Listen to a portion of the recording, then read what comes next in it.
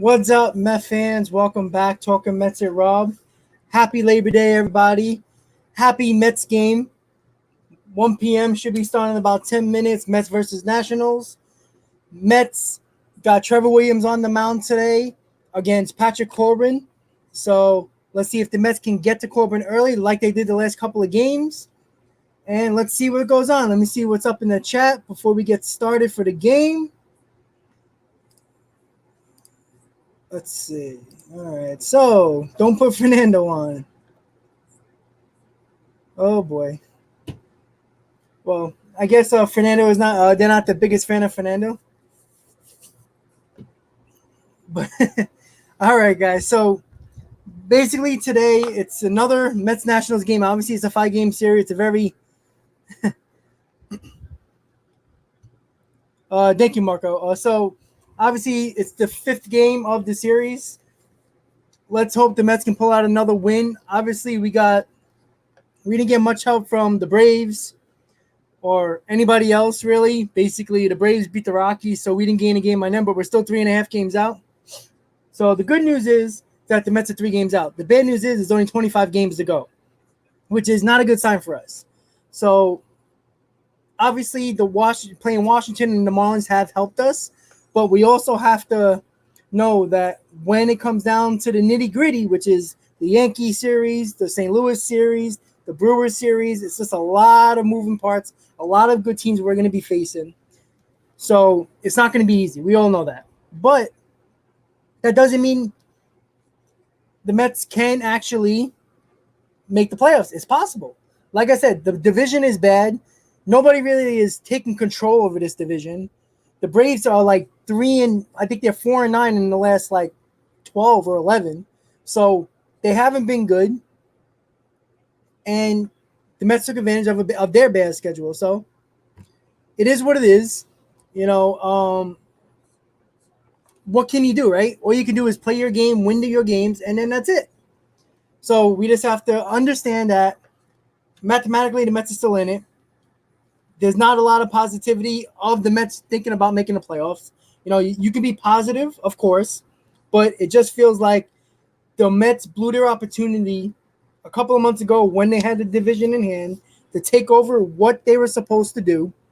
And it was supposed to bury these teams that hurt us in August. We had that one bad stretch in a 1-month bad stretch, and that hurt us because we didn't put away the teams that we were supposed to put away. So, again, like I said, Trevor Williams is on the mound tonight. He's pitched well for the Mets. We're facing Patrick Corbin. The Mets had issues with Patrick Corbin in the past, but it's not the same Patrick Corbin that we're used to. He's been very bad this year. So, today's a good opportunity for the Mets to beat up on him.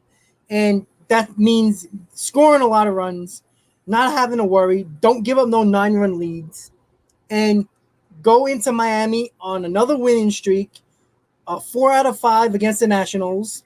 Hopefully, the best, at the very least, we have to take 2 out of 3 against the Marlins. Obviously, a sweep is much better. So I honestly think that it seems like the Mets are hitting everybody. Lindor is starting to hit. Baez is on fire. Alonso is on fire. Pilar is on fire. Even Conforto is on fire. There's a lot of guys in this lineup, which we were expecting a lot of these guys to be a big part of this lineup. Finally, they're all starting to hit together at the same time. Because Lord knows, all year there would be one guy who's hot and on fire, and the rest of the team is garbage. So for the first time this year, over the last week and a half, all the Mets in this lineup are starting to hit, which is a good sign for this team. Because even though Mets pitching hasn't been great, have been giving up leads, the offense has picked them up.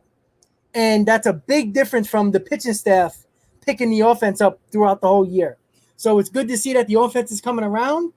Let's see exactly what this team does today against Corbin. So I'm going to pull up the lineup really quick. So you guys, it's going to scroll on the bottom of your screen. So it's VR, Lindor, Conforto, Alonso, Baez, Pilar, McNeil, McCann, and Williams. So the lineup is very similar. Baez and McNeil flip-flopped in where they were. And I believe Alonso and Conforto flipped as well. So the game's about to start. I'm about to put it on right now so you guys can see it.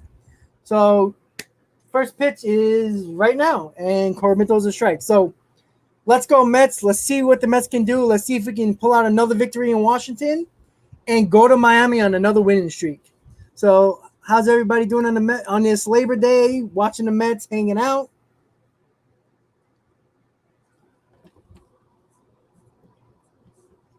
That's right, Gio. Mets got to win today. It's all good, Gio. You got to enjoy the weather while you can. It's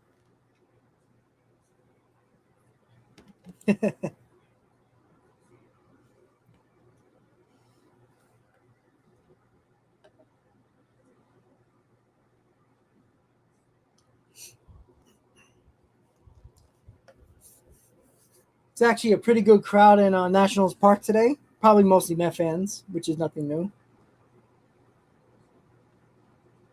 Yeah, Paul, I agree. Cole, I agree. The lefties are been a problem for the Mets this year,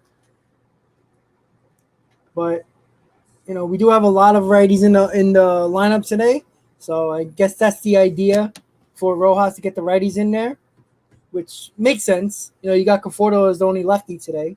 Obviously, you got VR and Lindor that are switch hitters, but you have to go do that against Corbin, and the Mets have not had success against them. So we just got to see if VR and all these guys can actually get it going. Keep VR's going on a crazy pace lately, so let's just see if VR can continue his hot streak, get on, steal some bases like we've been doing, being aggressive, and keeping this offense going. Because like I said, this offense has been very hot. Very, very hot. Once again, guys, don't forget, hit on that like button. You're new to the channel, hit on that subscribe button, everybody. Mets Nationals, Labor Day, watch party. Hopefully everybody enjoys. Get that Mets victory and head to Miami on a nice winning streak. So VR is up right now, 2-2 count.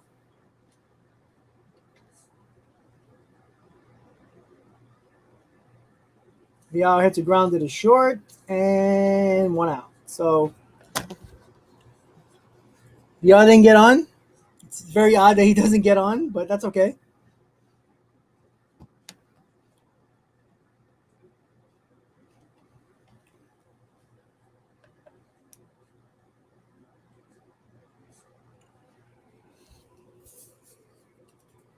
So Francisco Lindor is coming to the plate right now. Obviously, Lindor hit another home run yesterday. He's starting to heat up a little bit. I like him on the right side better than the left side anyway, hitting. So that's a good sign. But we need Lindor to start hitting because everybody in this lineup is starting to hit. Lindor's got to follow everybody else and start hitting. But Lindor is a better right-handed hitter than left-handed hitter, so it's a good thing that he's in the lineup tonight. And he hits one down the line, and it looks like he got a double.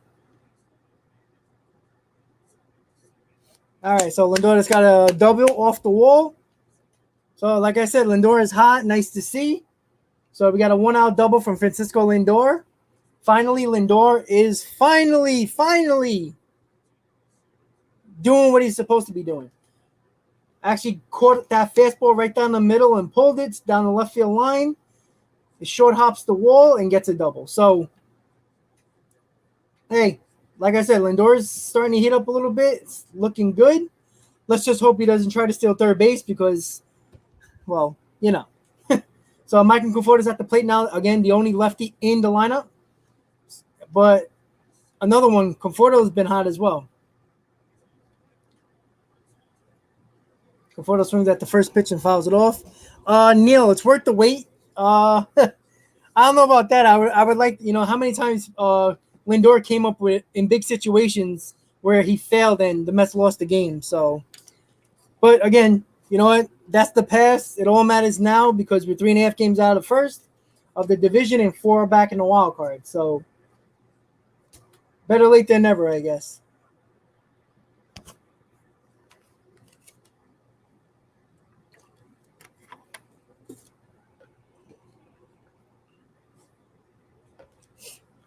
That means I'm a couple more minutes ahead of you, Koosman.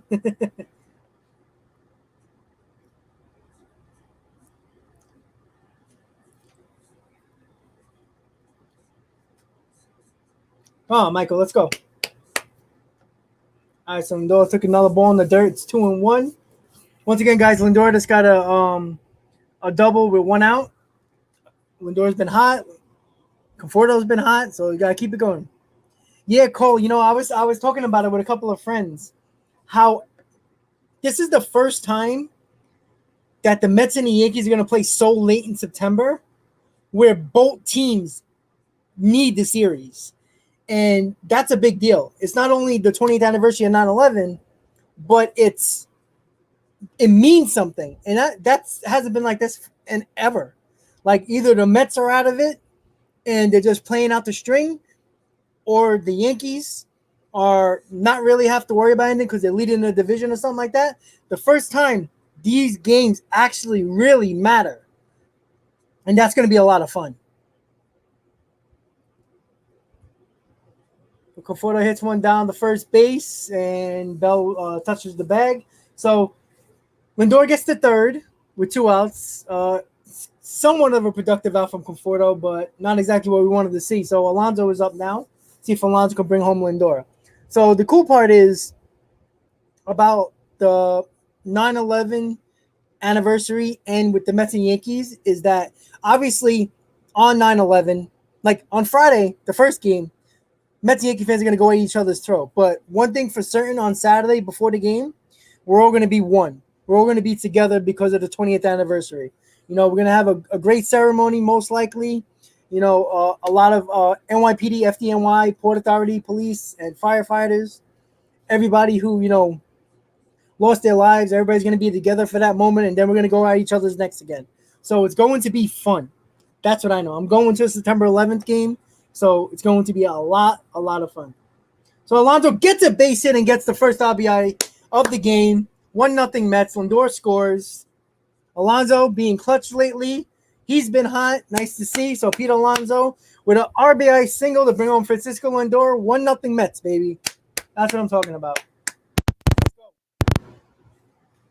Nice. I love the first inning runs. Love them, love them, love them.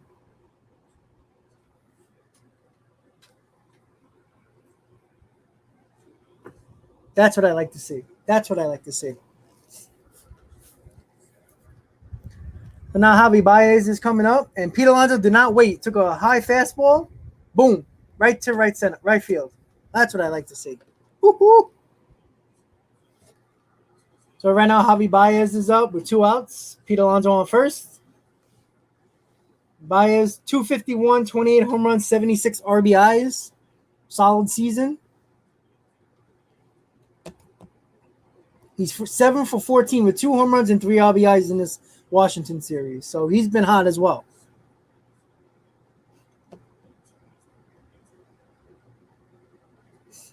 And Baez hits a base hit between first and second.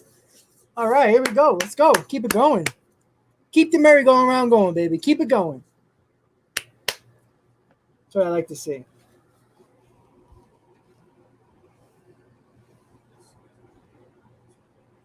Nice, easy bet, Kuzman.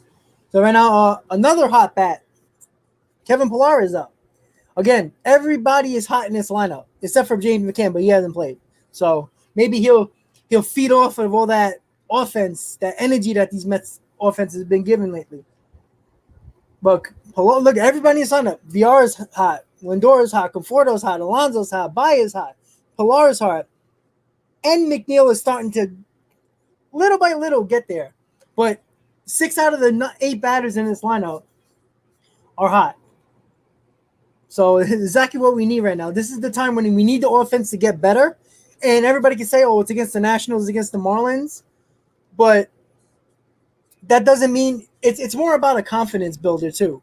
If they feel like they're getting their confidence back, going into this Marlins series, going into this Yankee series, it could be a big deal. You just never know. Let's be honest. The Yankees pitching is not that good. So, I do think it's lined up that Cole is pitching in the Yankee series, in the Mets series, in the Yankee series, I think. But I could be wrong. I'm going to check it really quick. So it's all TBD at the moment. But I think Cole pitched a couple of nights ago, so he might be in line, but I'm not sure.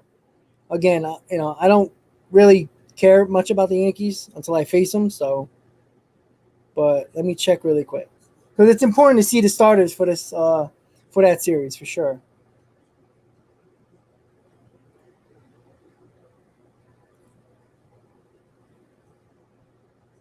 So Cole pitched on Wednesday, the first. So Kevin Pillar swung and missed. So we got one run, not bad, but at least we got the one run. Pete Alonso with an RBI single, bringing home Lindor, going to the bottom of the first, guys.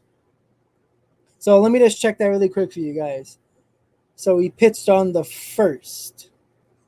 So 1, 2, let's see, 1, 2, 3, 4, 5. 1, 2, 3, 4. Okay. So if everything goes right, there's no rainouts or anything like that. Cole will pitch the Sunday night game, which is ESPN game.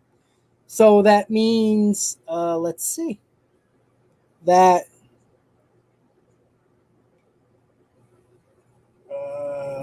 Jameson Taillon will probably pitch the Saturday game against the Mets, and then it would be Corey Kluber. So the Mets have the opportunity to take on Kluber, Taillon, and Cole in this lineup. So you never know.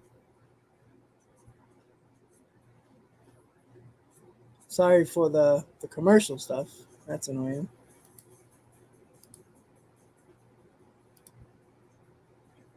But what can you do, right?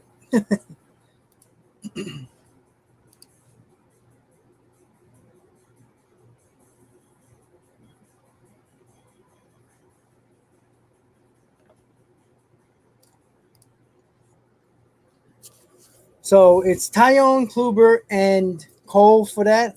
And if I'm not, it seems like it would probably, I think Stroman and Walker would actually get starts as well. So we'll see.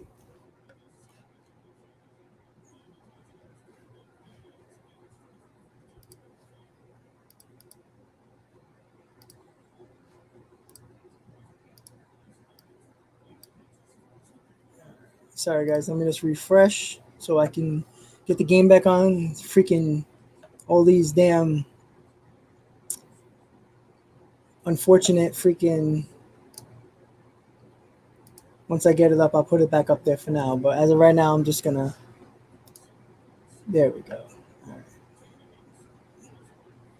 All right. Perfect. All right, guys. There we go. So, again, after the Mullins series, we got the Yankees. So, right now, Trevor Williams on the mound throwing his first pitch, and he throws a strike. So, what we need right now is a nice 5 solid, maybe 6 innings from Trevor Williams, and he's pitched well for us. So, let's just see how that goes. Yeah, Cole is relying on his fastball because I'm telling you, ever since the sticky stuff, his breaking balls have been garbage. So, this is the opportunity, and the Mets haven't been good with fastballs. But lately, maybe, they're finally getting their confidence back. Maybe we'll jump on him. You never know.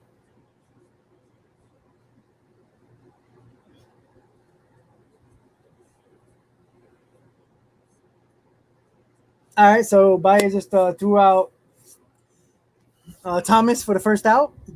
Good to see. Nice, easy out.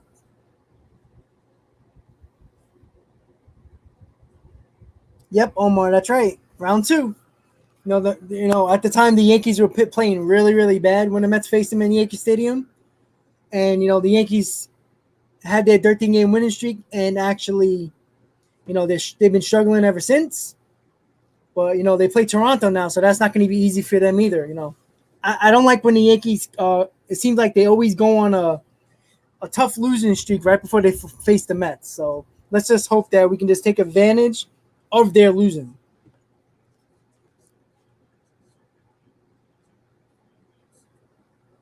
Because Stroman did pitch a couple of days ago, so it looks like, let's see. We're going to try to go over the Mets pitching. Most likely it would be the pitching rotation for the Subway Series.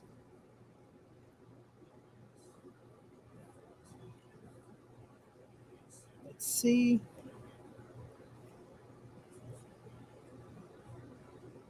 So Stroman pitched game one on. Yes, he did.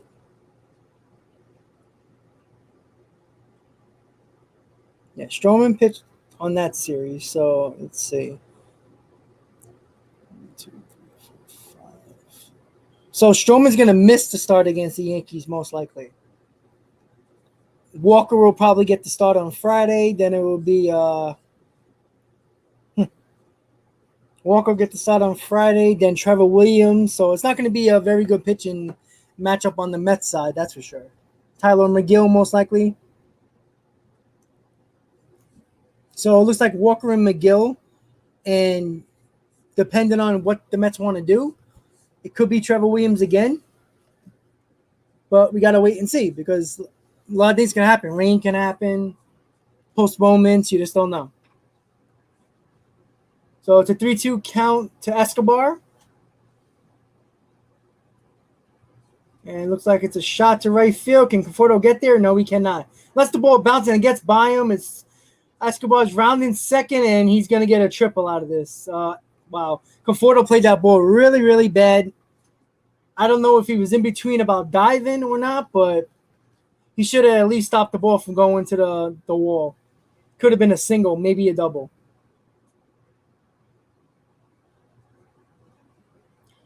I don't know why. Conforto might have been able to get that ball if he was able to dive. If not, he should have. He played that ball very bad. Ball went right to the wall. Easy triple for Escobar. So that's not good.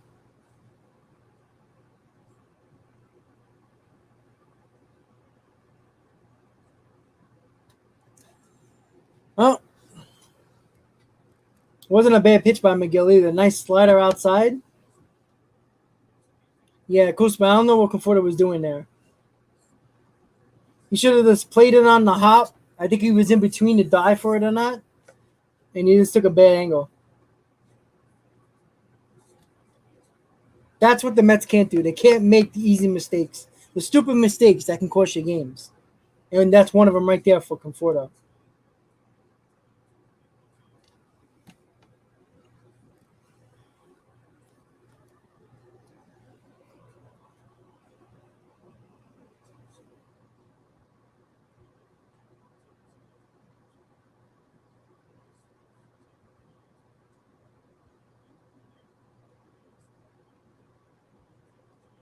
All right, so Soto hits it to the right side. The run does score, but they got the second out, so it was a productive run, a productive RBI for Soto. So it's a tie game 1-1.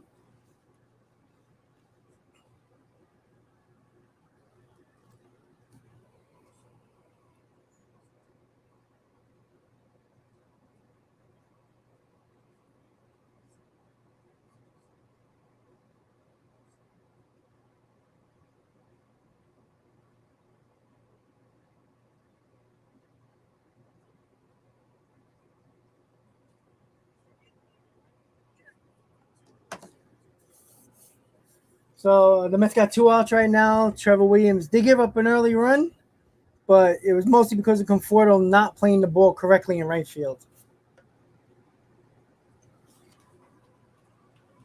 No, not at all. Williams, that was a good pitch by Williams to Escobar. If Conforto just should have just played it on the hop instead of trying to thinking that he was going to die for it and then decided otherwise after that. So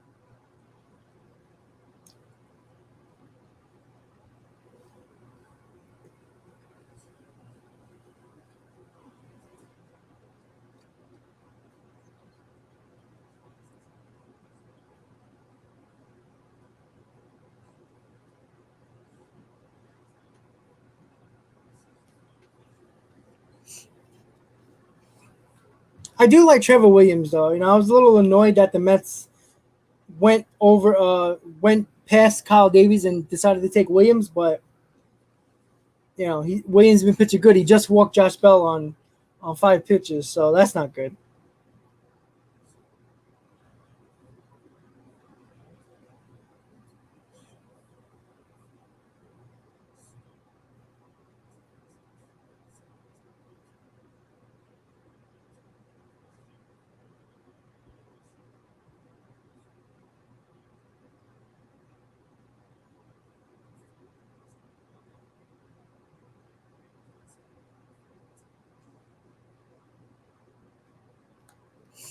So still 2 outs, man on first. Hernandez is up. So let's see if Trevor Williams can get out of this inning and get that offense back going.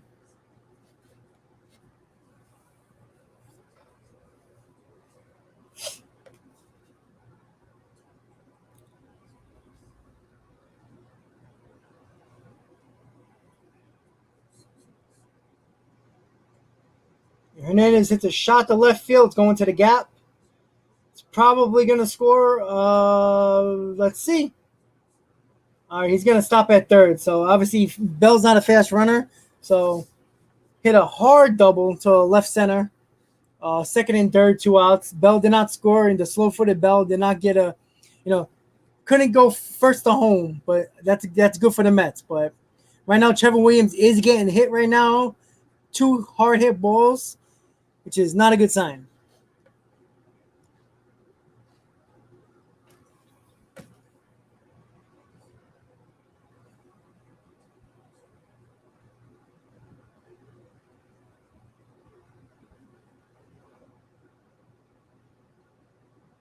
So Carter Kieboom is up with 2 outs, second and third.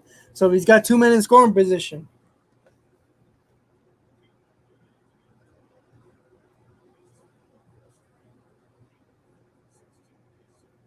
Trevor Williams already got 21 pitches in the first inning. That's not a good sign either.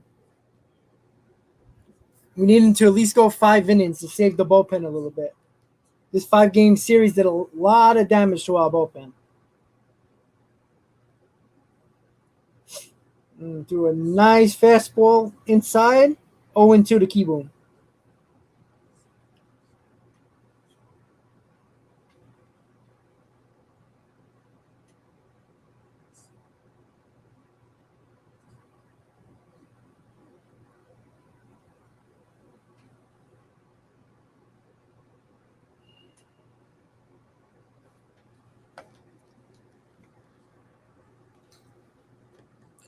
Waiting for the 0-2 pitch to Trevor Williams. To Kieboom, sorry. And check swing, and he went.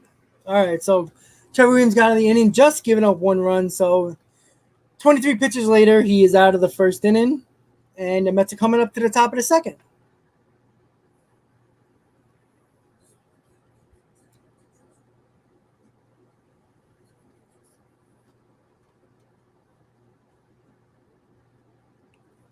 So while we're at commercial, guys, check out my latest video that I did about everyone being fired from the front office to the coaching staff to the everybody. I think it's going to be a complete clean house of the organization. I think Steve Cohen is not happy, especially with Alderson, with the hires he made for GM and the lack of player acquisitions. I think that's a big deal. And I think that's the reason why this entire organization is going to get cleaned out by Cohen. So check out that video if you don't mind. And make sure you hit on that like button. And if you're new to the channel, hit on that subscribe button. So what's everybody doing for Labor Day besides sitting here watching me and the Mets game and thinking about all this fun stuff?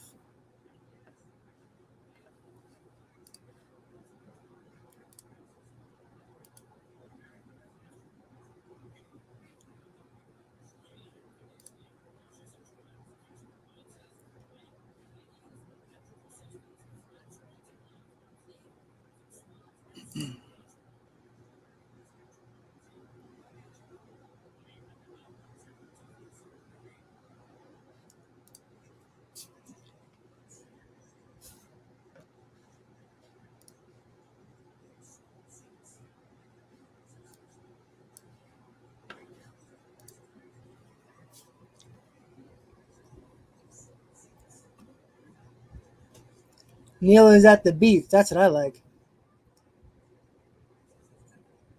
At the beach. Oh, yeah. It's a nice day. Very nice day.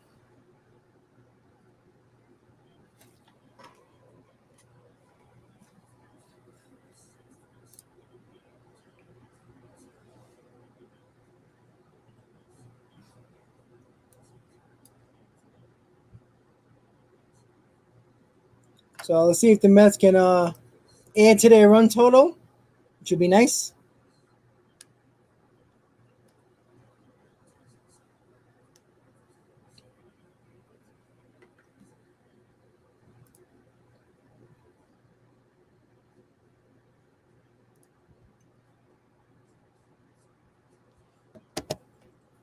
So right now, Jeff McNeil is up. He just took a 1-1 count right now. So let's just see.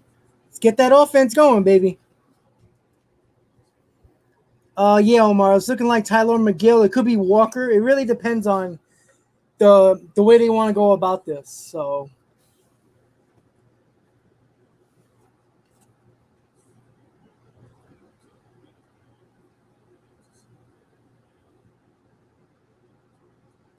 because the Mets don't have no days off until the 16th. So it really depends, of rain delays, rain outs, all that fun stuff. So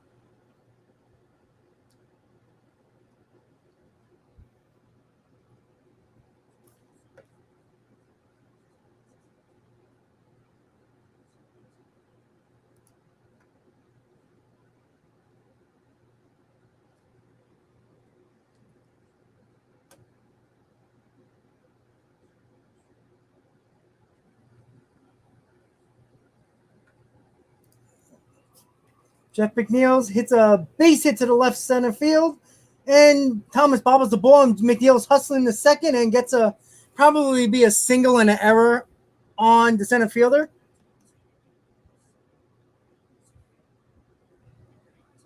Jose, it's all good, man. It's all good. Just everybody gotta keep calm in this chat, man. Everybody's here for one reason: to have fun and watch the Mets.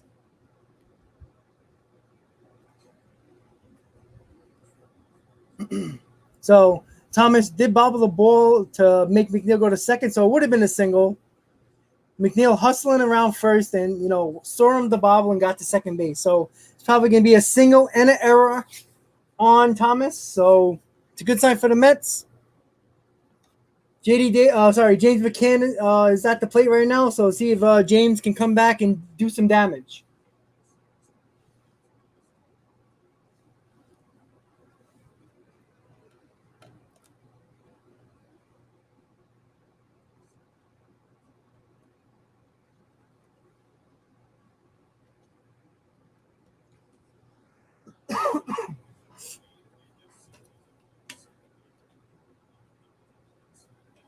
Come on, guys, cut it out. Don't worry about it. Let's go. Let's watch the game.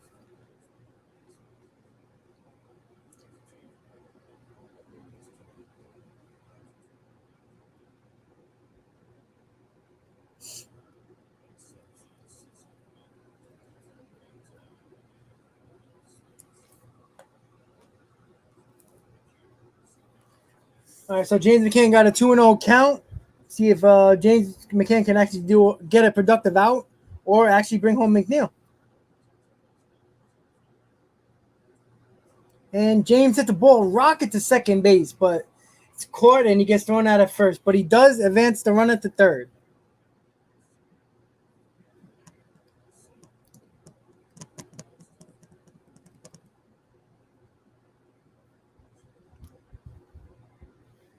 Lewis, I think Pilar will get re-signed. I think it benefits both of them.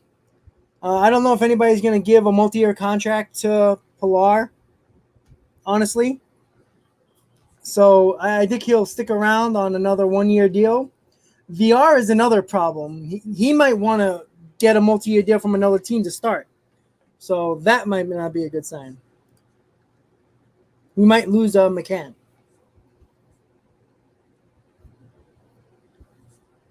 Say that again, Max? No, I haven't been talking shit about Wardy. There's no need to. Yeah, Pilar's been clutch. Absolutely. So we got Trevor Williams, 1 out. McNeil is at third.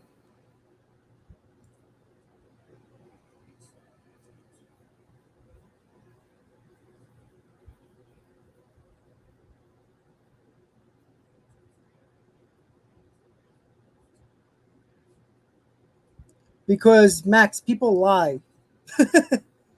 No, it's all good, man. People lie. There was somebody on my stream yesterday. You can even ask Hayden. Mets Talk with Hayden. He was on the stream with me. There was people that were going in on Wardy, and I don't got a problem with Wardy. Yeah, there's do I agree with everything he says? No, but that's okay. That's why there's opinions. We have opinions, but hate people, talk shit. Come on. There's no need for that stuff.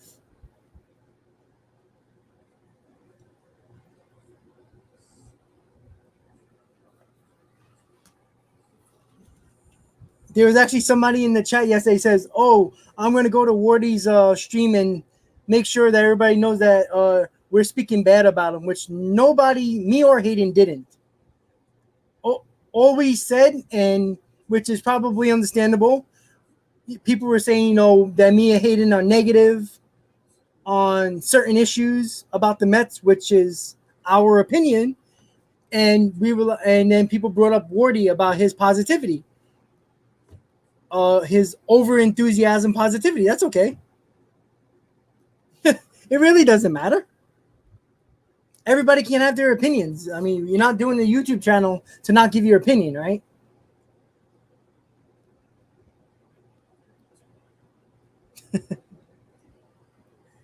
So unfortunately, it doesn't look like the Mets are going to get the run home. So they did not. So VR is actually 0 for 2, which is shocking. And the Mets did not score. They're going to the bottom of the second, guys.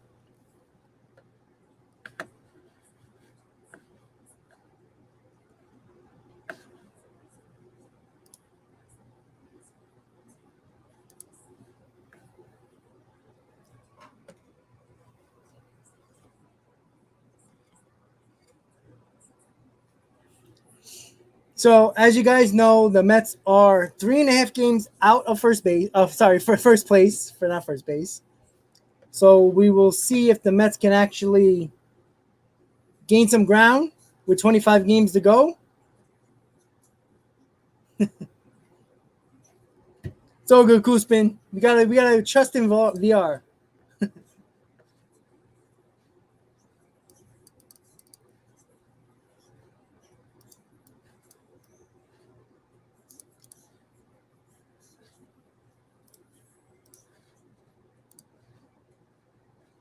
Well, let's see if the Mets can do that and gain some more ground. It would be nice to be like two and a half games going into the Marlins series. Because the Braves are facing, let's see. The Braves will be facing the Nationals. So, again, and the Phillies got the Brewers. So, the Brewers are going to have some fun with the Phillies. The Braves are going to be facing the Nationals. So, that's not good. It's not what we want right now. But it's all mathematically possible. The Mets keep on playing the way they are. There's no reason why the Mets can't find a way to get into this division.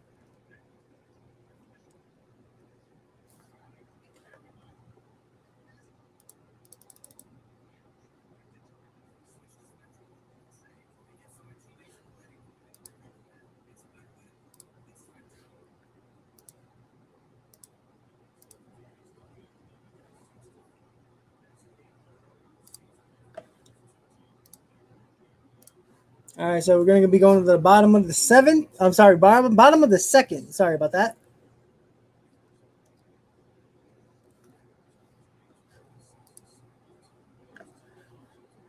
So Avila hits a shot to right field off the wall, and it could be a double if he can get there quickly, and he does. So a leadoff double for Avila, which is not good.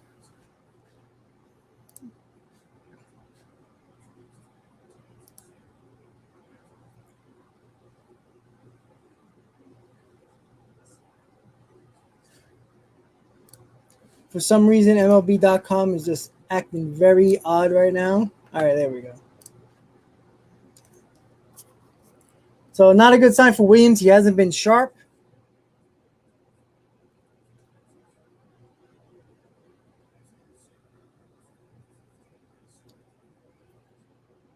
Hey, Hayden, what's up? And looking like Jeff Miller can get that out. All right, good. Woof, that was close.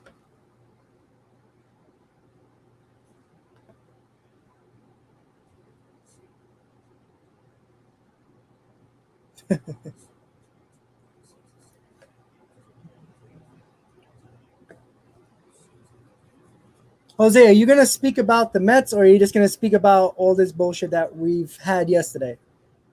Get over it. Grow up. Yes, I like the Alonso hit with runners in scoring position. That's what I like to say.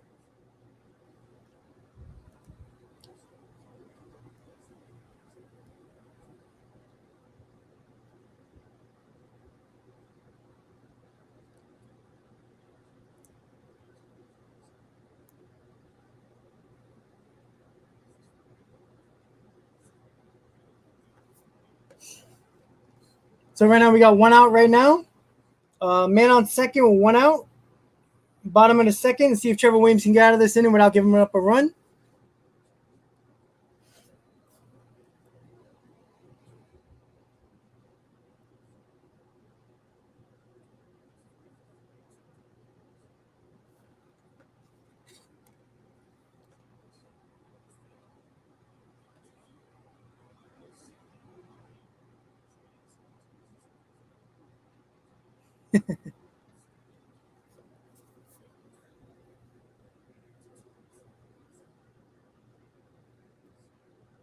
Nobody has to like anybody, honestly. Like I'm here to talk about the Mets, not about everybody else. So,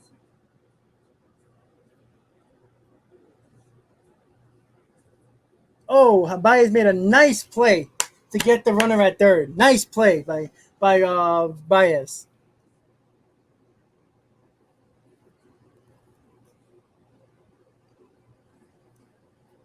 I think everybody's mistaken me and Hayden for saying something bad or cursed at him. We didn't. I don't know why everybody thinks that, but go back and watch. Lindor made a nice play to get that guy at third base, Avila at third base, slow runner. So good. Lindor got his head in the game lately, which is nice to see. Nice play. And a ball that hits into the shift, which will get the guy over to first and second. So, well, damn. Exactly. Legendary. That's exactly what it was. Thank you, Ryan.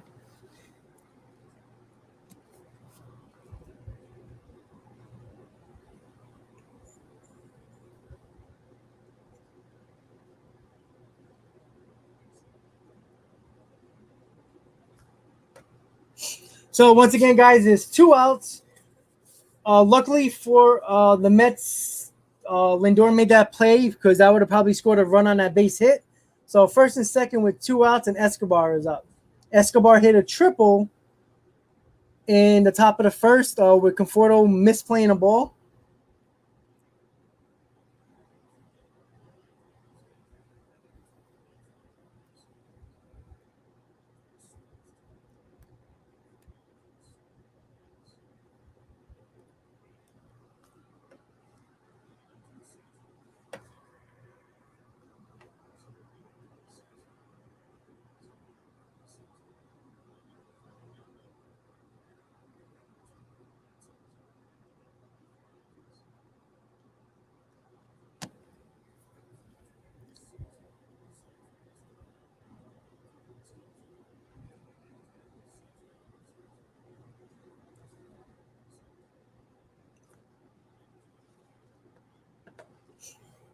So we got a 2-1 count on Escobar. Devin, thank you. Just hanging out, trying to watch the Mets. Trying to get another Mets win out of you. Escobar hits a shot. Hopefully McNeil can get there. And he does. Nice diving catch. What a play by Jeff McNeil in left field. All right, Jose, I gave you another chance. You're done.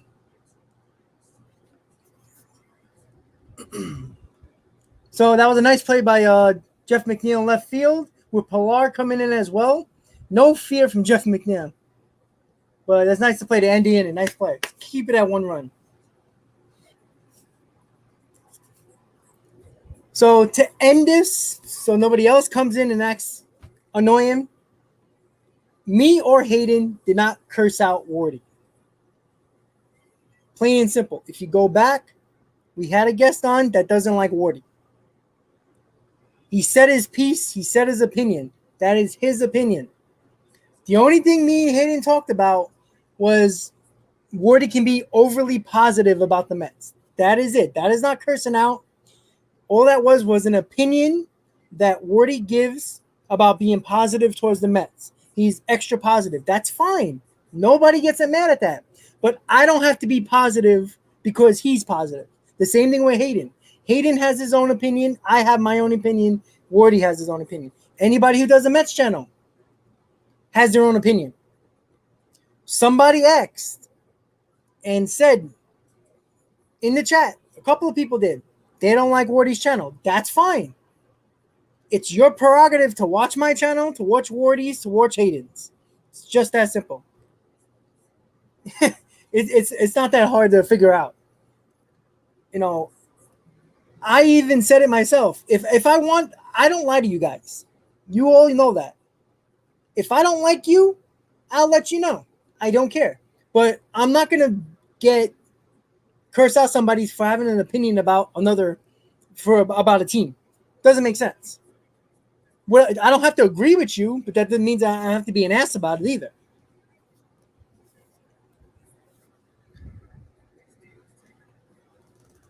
But if people like a YouTube channel or a YouTube creator who is very positive for their team, I mean 100% positive, then watch him. I mean, it's that simple. I'm not going to stand here and act positive when his team does not deserve positivity in August. Right now they're playing well. If you were here earlier in my stream, I talked about it. Yesterday with the stream, me and Hayden talked about it. There's no reason to be positive to a team that's not playing well. When a team is playing well, there's good things to say. It's that simple. You know, this team is starting to show their offense. Finally. There you go. Be positive. But there is still a couple of negatives that we have to fix, or this team is not making the playoffs. It's that simple, guys. You know, I'm not here to, to play the good guy and just say everything's A-okay with the Mets, because there's a reason why they lost first place. But right now we're going to the top of the third. Francisco Lindor is up. His first at bat, he got a double on a short hop of the wall in left field. So let's see if he can. Let's see if he gets another home run. That'd be nice.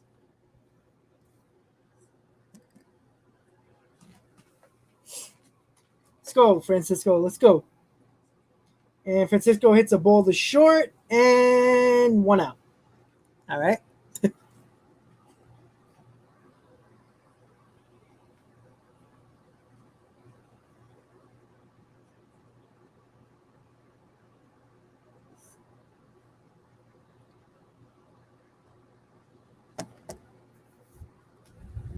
So we got 1 down with Michael Conforto coming up to the plate, top of the third. Cole, that's fine. That's fine. We'll know.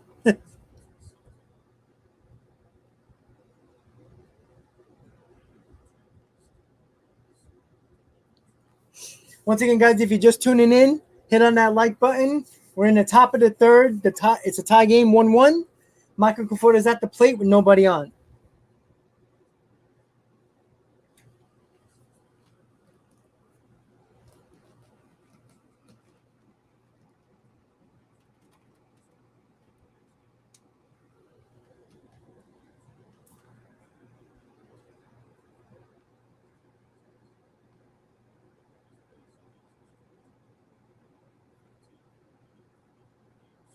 All right, so Conforto got a 1-2 count.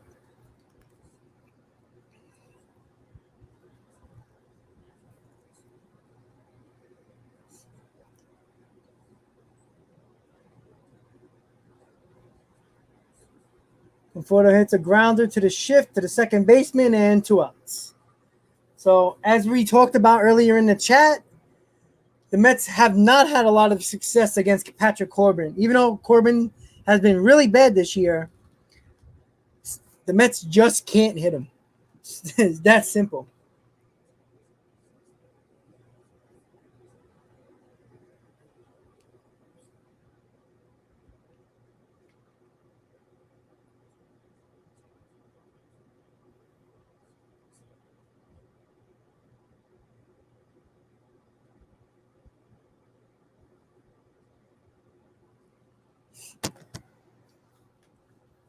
Alonso swings at the first pitch and fouls it off. Again, Alonso got the first RBI of the ball game, the first run of the game, on a base hit to right field to bring home Lindor. That's the only run so far. But again, we talked about the lineup being hot. Alonso's hot right now. So he's got to keep it going, guys. Keep it going. See if he can finally try to hit Patrick Corbin. That's exactly what we need right now.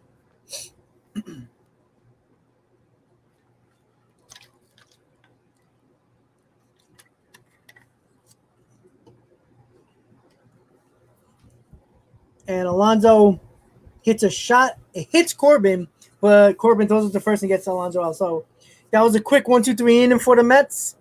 Now we're going to the bottom of the third. Cool spin with JD. I don't know. I mean, I'm a little surprised that JD Davis is not playing, but where are you going to play him? You know, VR's been one of our best hitters. Can't take him out of third base. Davis can't play third shortstop, can't play second base, and the Mets are not putting him in left field. So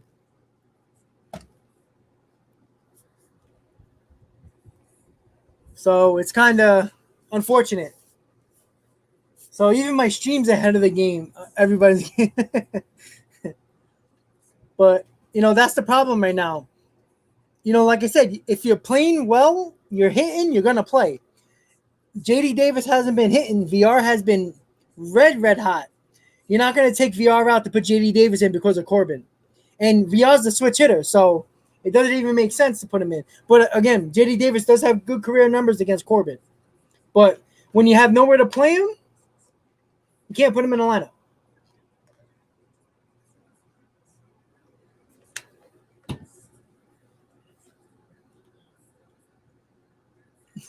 I know, cool spin. It would be nice, but JD Davis has one position, and he doesn't even play that position that well.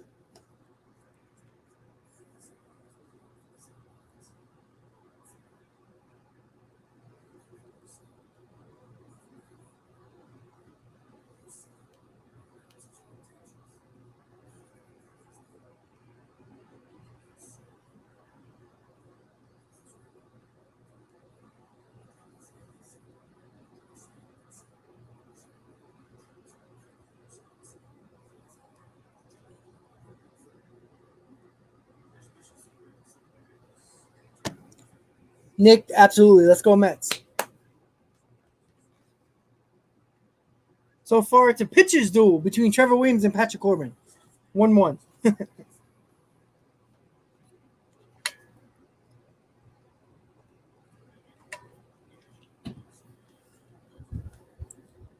So Juan Soto was up in the bottom of the third. Trevor Williams is on the mound for the New York Mets. Got out of a couple of jams in the first and second inning. He only has 34 pitches, so his second inning he got out a little quicker with a decent number of pitchers. So only 35 pitches starting the third inning. So that's a good sign. We need Trevor Williams to go 5 innings at the very least.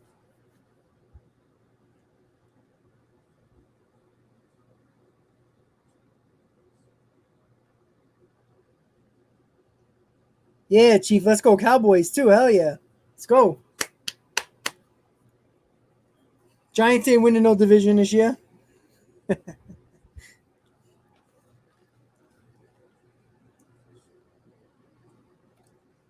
So Trevor Williams got a 3-1 count on Soto. He's being a little careful with Soto right now, which I understand.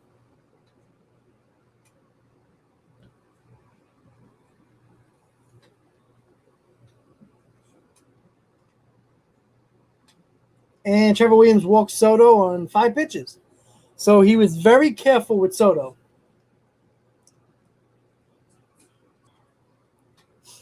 Not what I want to see, but sometimes you just have to be a little careful with the guy that can hurt you.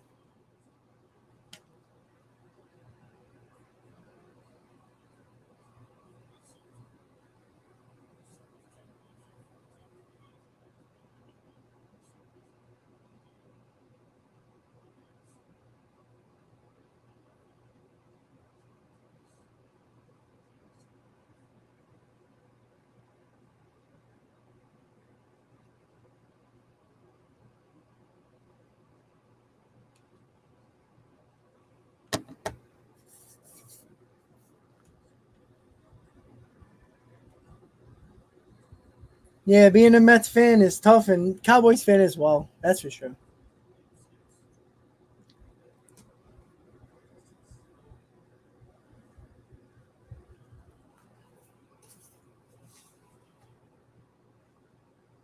See if Josh Bell can hit into a double play here. Nice slider by Williams for an 0-2 count. Obviously, Bell is slow, so hopefully he can get a grounder, get that double play, get 2 outs. Hayden is calling Alonso going yard.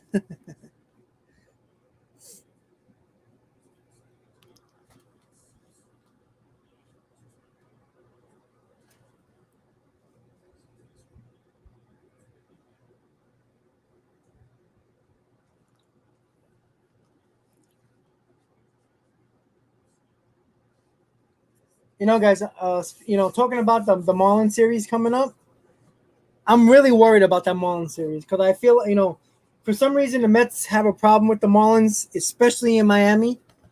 But hopefully the Mets can take this game today and have a 4 out of 5 against the Nationals and go into Miami with a lot of confidence and win those games and then come right back home to face the Yankees.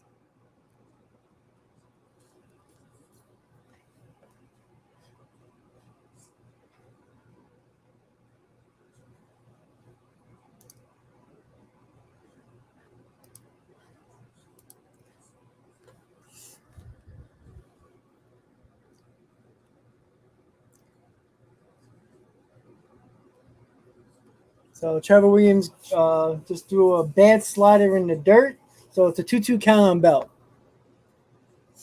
These alternate jerseys the Mets have with the silver lettering with the orange outline, one of my favorite jerseys.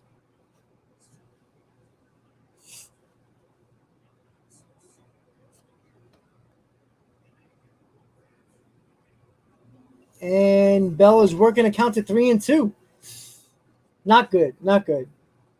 Can't let him get away from you. Can't have first and second with nobody out. Not right now.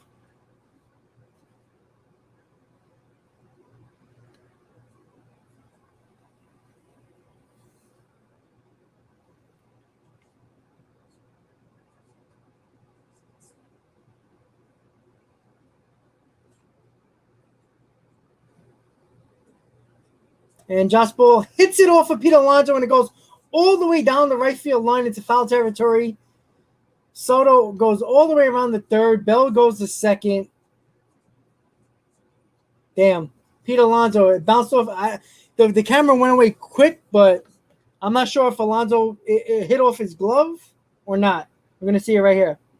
Yeah, he should have had that. It was right at him.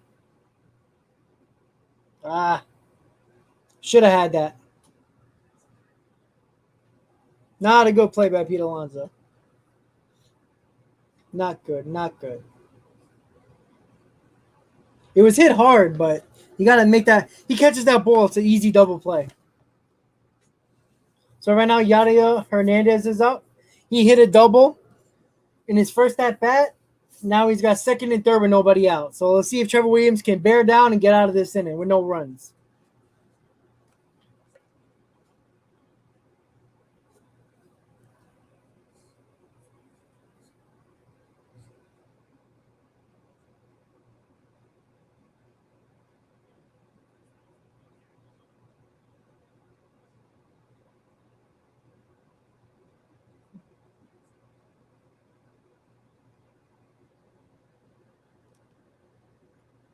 And Hernandez hits a shot to right field. Let's see if Conforto can get Soto out. All right. So he held Soto to third base, baby. That's a great play by Michael. What a throw by Michael Conforto. 1 out. What a throw. Wow. What a throw. That was a great throw.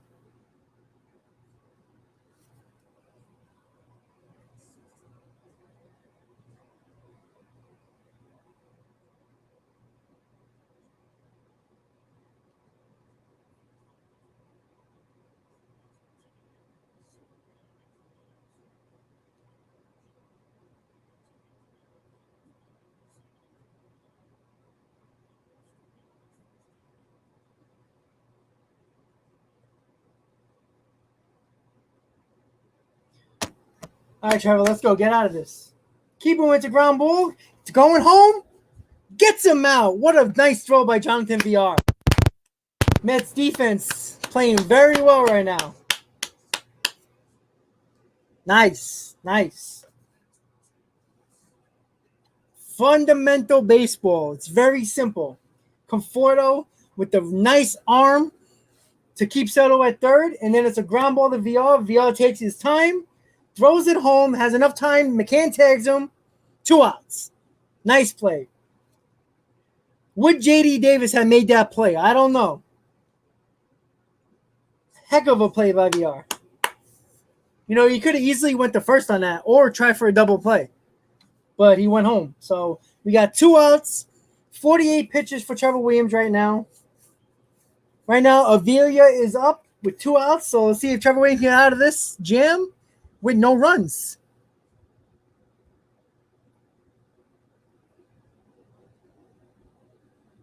Yeah, Koosman, they've been doing very well lately. Like, Alonso should have had that ball.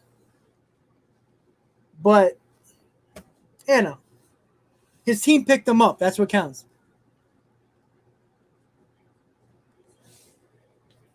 At least McCann held on to the ball. Nice curveball by Trevor Williams. You got an 0-2 count on Avila. See if he can get out of the inning.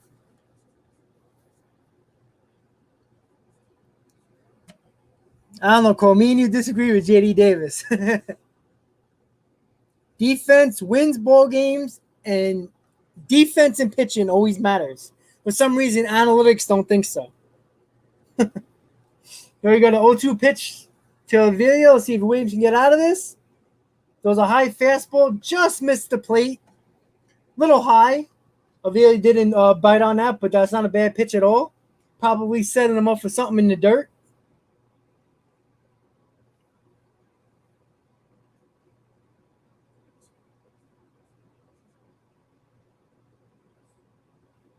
Williams going to throw the 1-2 pitch just now. Another high fastball, and Avila fouls it off. So Trevor Williams has an idea trying to get above the letters, make him swing through it, but Avila's hanging on there. I think you got to throw a slider in the dirt. Mess with the eye level a little bit.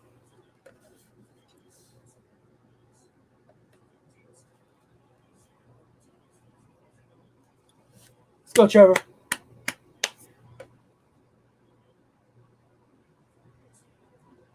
Slide. Oh, where was that pitch? You're going to see it come up on the screen, guys. That was a beautiful slider on the inside corner. A little low, but look where that ball was. That should have been a strike. Aw. Damn. I don't know about that. That should have been a strike, guys. Look where that pitch was. Right there. Hopefully it doesn't bite us. Hopefully that bad call does not hurt us. Fastball about belt high, fouls it off again. So Avila is fighting over here, but that slider inside should have been strike 3. Freaking umpires, man. I tell you. Killing me.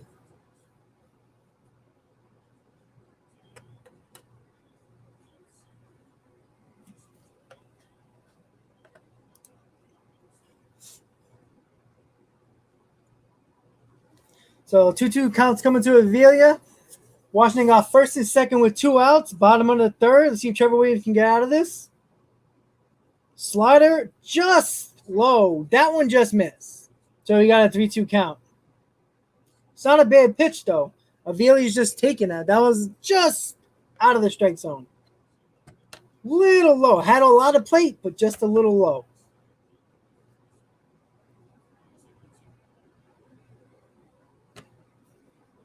All right, so the runners are going to be going here on a 3-2 count with 2 outs.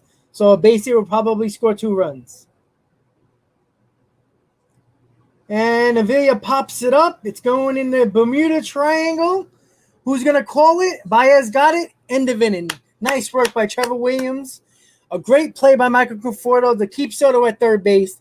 Next at bat, VR with the nice catch. Nice throw to James McCann to get Soto at the plate. No damage is done. Game is still tied going to the top of the fourth. Baez, Pilar, McNeil.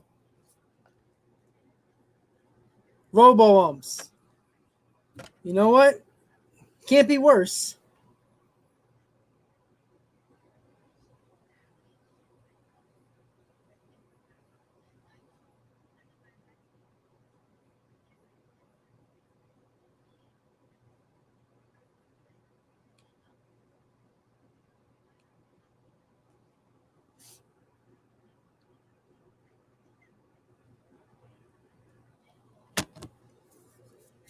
Once again, guys, if you're just tuning in, please hit on that like button. I really appreciate it.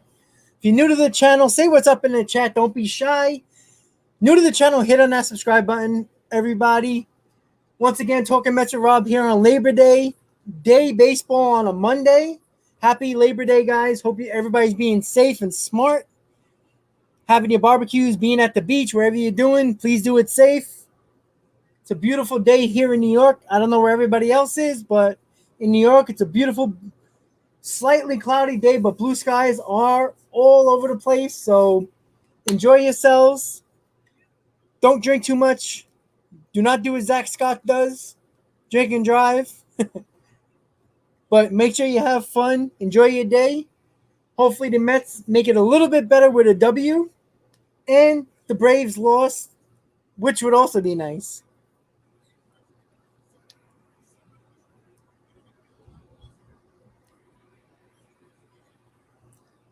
So the Mets can actually gain a half a game on the Braves today because the Braves don't play. So that's great. That's nice to see.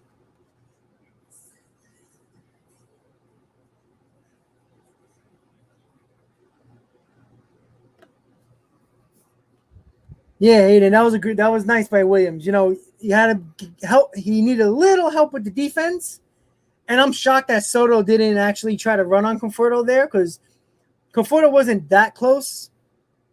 He was a little deep, but that was a nice throw by Conforto to keep Soto there. And look, he got him the out at home plate the next at bat. So right now, guys, it's top of the fourth. Javier Baez is at the plate. Baez is 1-for-1. Tie game still.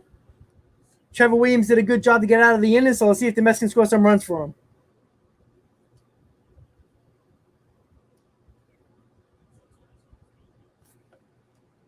So go around the league a little bit. See the scores right there, guys. I'll leave the scores up there for you guys so you can check out the other scores of the game.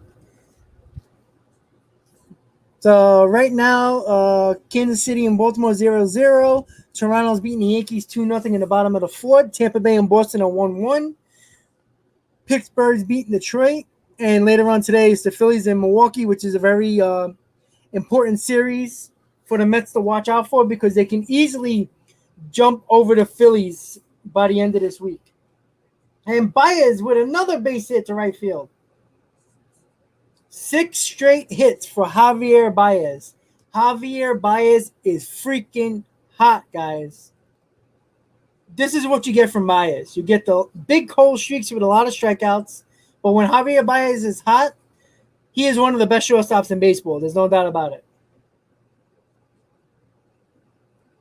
Nice swinging. Stood on the ball. Ins and out the ball just to get it to right field. Pulls his hands in to get the base hit. The leadoff base hit. Let's go, baby.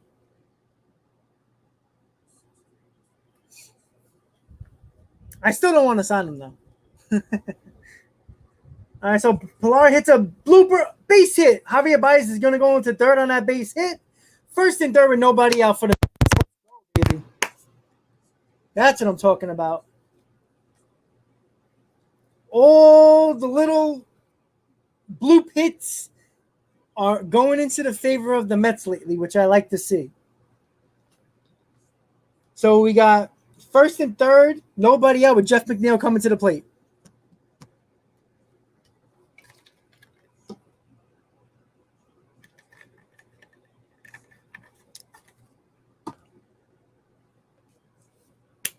Let's go. Let's get some runs.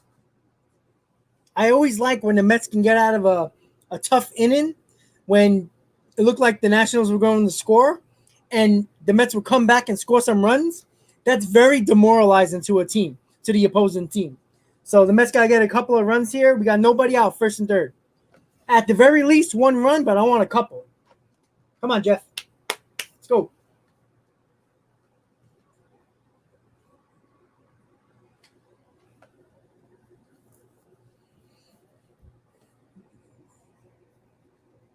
Yeah, of course, Devin. They got Donnie Stevenson. So Kevin Pillar is 10 for 22, 4 home runs, and 10 RBIs in the last 8 games. Like I said, everybody has been hot. Baez, Lindor, Pillar, everybody. McNeil hits a ground ball. It's probably not going to be a... All right, so the run scored, but they called Pillar out of the baseline. So they called him out at second base, and they throw out Jeff McNeil at first, so it's a double play. But we did get one run.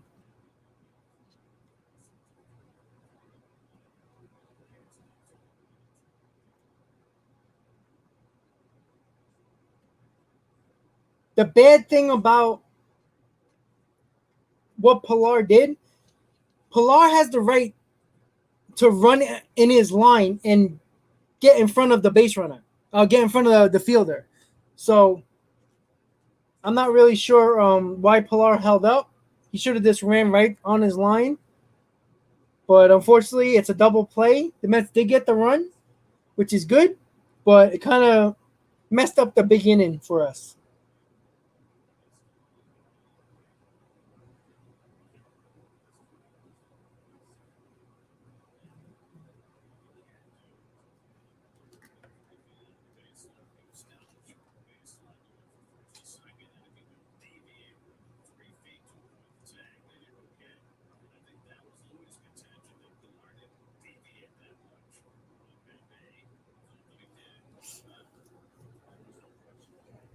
Yeah, that's what I'm saying, Cole. He should have never ran out of the line.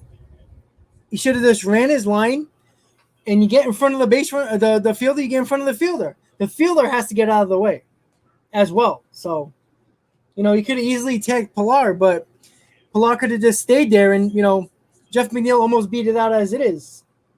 But the Mets did get a run, so that's good. We took the lead. Jamie McCann is up for 2 outs.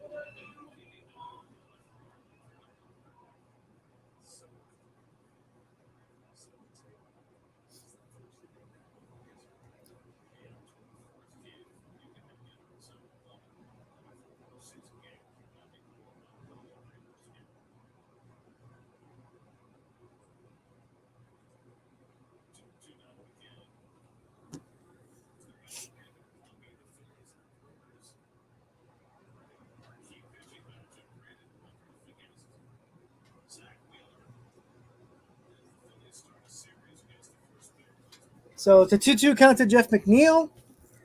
James McCann. Sorry about that.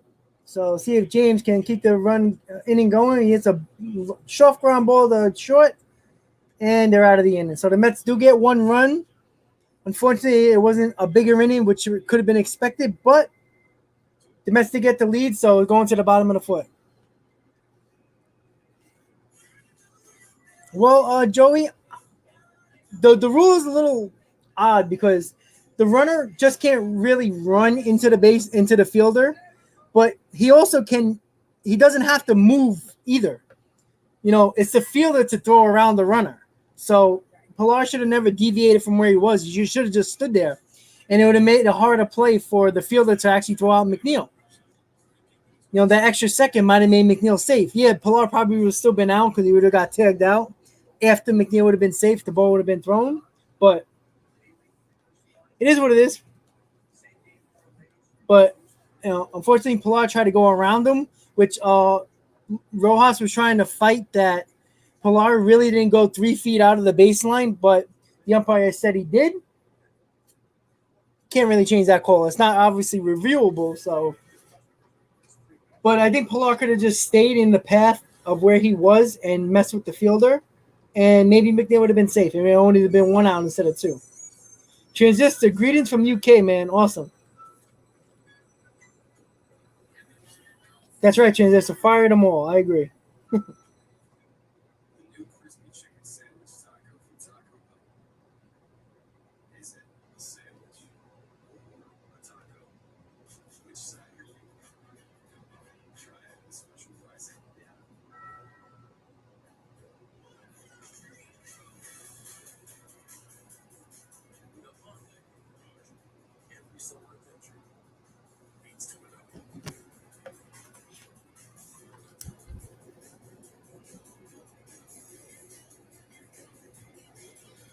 Joey, probably not. Honestly, I think Williams has control still, so I think the Mets will give him an opportunity. But if you have Williams in this rotation, it's probably not something happened. Is it an injury or something like that? But I think that Williams will get an opportunity. But Williams, I think, can be a good long man in the bullpen. Maybe a spot start here and there like he's been doing. So for the probable starters for the Marlins series, Carrasco, Hill, and Stroman. So obviously we got the pitching matchups that we want, Carrasco and Stroman. But we also, so that means that Walker's going to pitch the Friday game against the Yankees. Saturday is looking like it could be Trevor Williams. And Sunday, it could be Rich Hill. But it might be, let's see. It might be Carrasco. It might be Carrasco on the Sunday night game.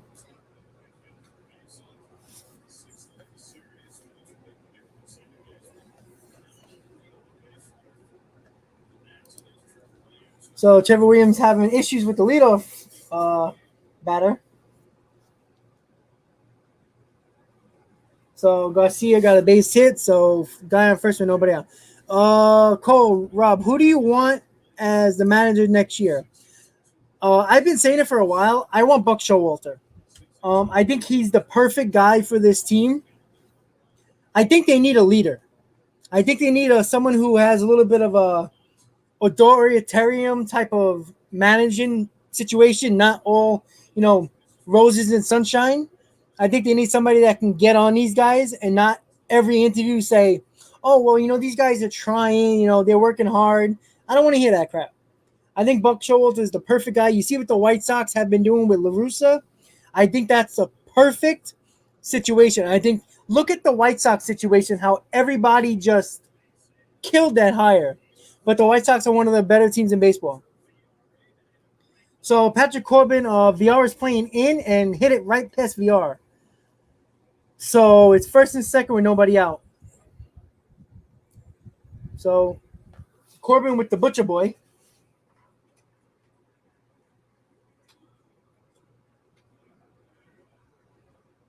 So already Trevor Williams is in trouble.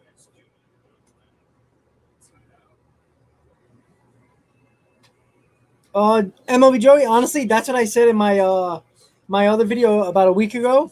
I think that I said between 84 and 88 wins is probably going to get you a division, and it's probably going to be closer to like 86. The wild card can go either way because a lot of teams can get hot, and there's a lot more teams to worry about. But I don't think 87 to 88 wins would probably win a division or a wild card, honestly.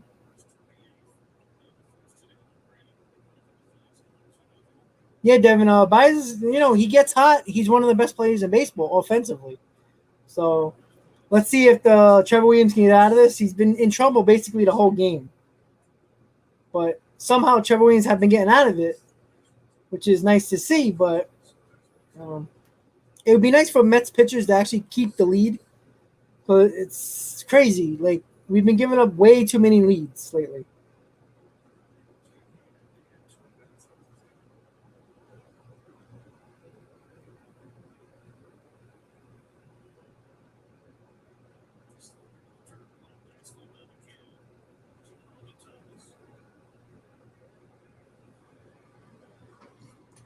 So it's a 2-1 count to Thomas right now.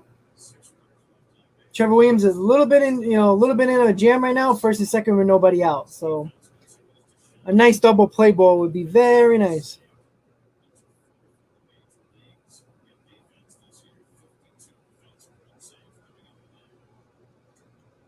So a slider was right down the middle, but Thomas fouled it off a 2-2 count. So the Phillies are already winning 2-0. I'm assuming it was on a home run, which is not a good sign. The Brewers are have to face Wheeler today, and Wheeler's been one of the best pitchers in baseball. Sweaty, thanks for that update. So see if Williams can get double play over the strikeout here.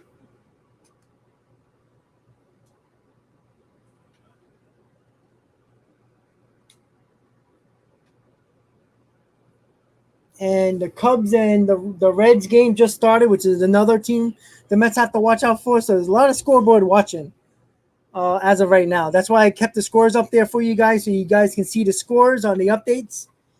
So we can be up to date on all the scoreboard watching that we need to look at. So 2-2 pitch coming to Thomas. And Thomas lines one, base hit to left field. And Garcia scores. It's a tie game. Damn. That wasn't a good pitch by Williams. That ball was right down the middle.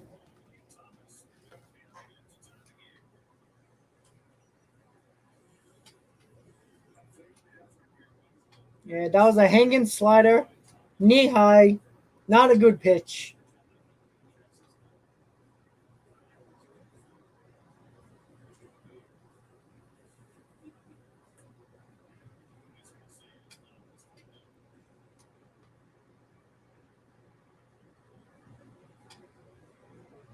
Damn.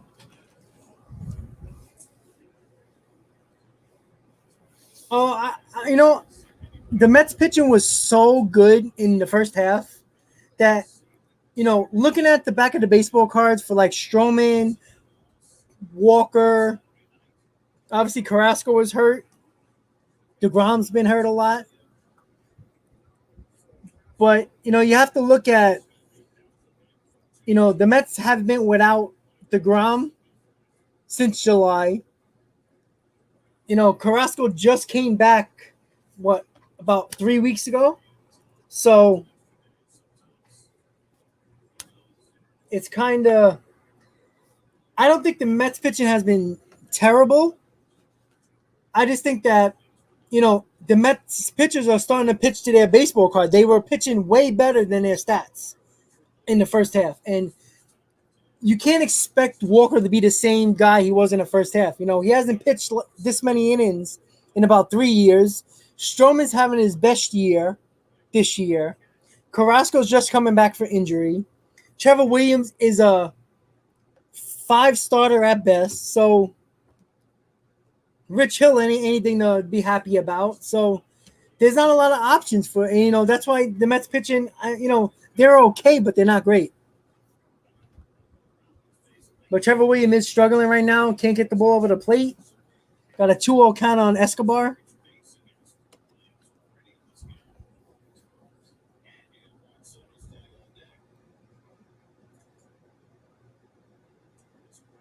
So Williams throws a strike. So did you see the clip? Yeah, I saw the clip about DeGrom running away from reporters. I mean, he was laughing when he was running away, so I guess that's a good sign. It was a little odd because they were trying to ask him how's his rehab going, but I don't know if he was doing that because his rehab is not going well or he was just being just joking around with the reporters. So, but I mean, to me, I guess he was just joking.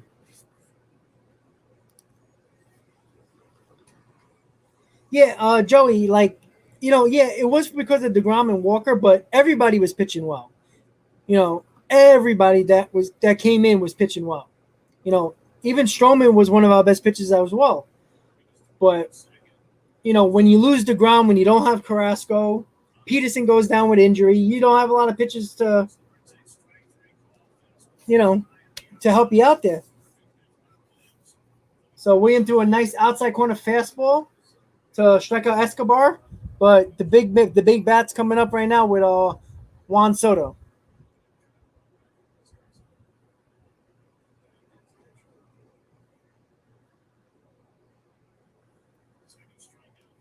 So see if Trevor Williams can get out of another jam and only give up 1 run.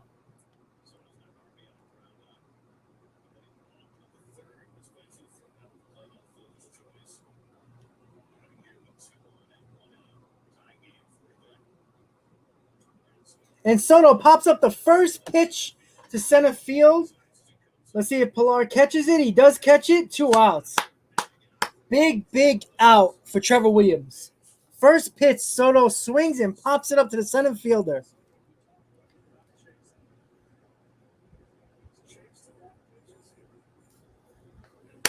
See, man, we can only get out of this. We only give up 1 run.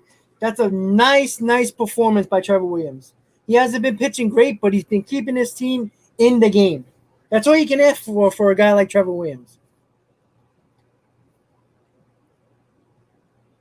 No, we got to give a little bit of credit to Trevor Williams. You know, he threw a ball, let her high, and Soto went after it. It's not a bad pitch. So, all right, Josh Bell is up with 2 outs now. See if Trevor Williams can get out of this inning, get to the 5th. And Bell throws a nice.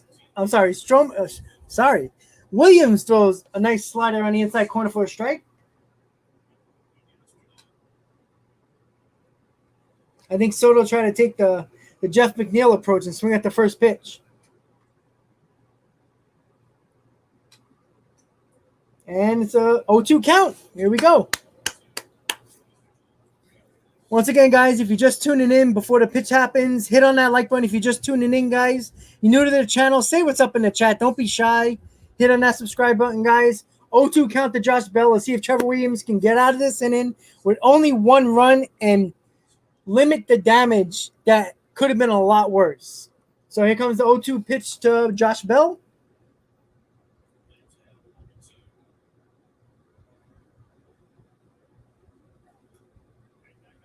Right back up the middle, but Lindor is right there out of the inning.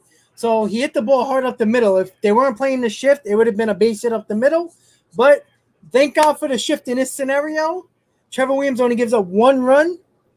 We dodged the bullet there, guys. So we're going. It's 2-2 going to the top of the 5th. So not bad at all. I'll take that after the way the inning started.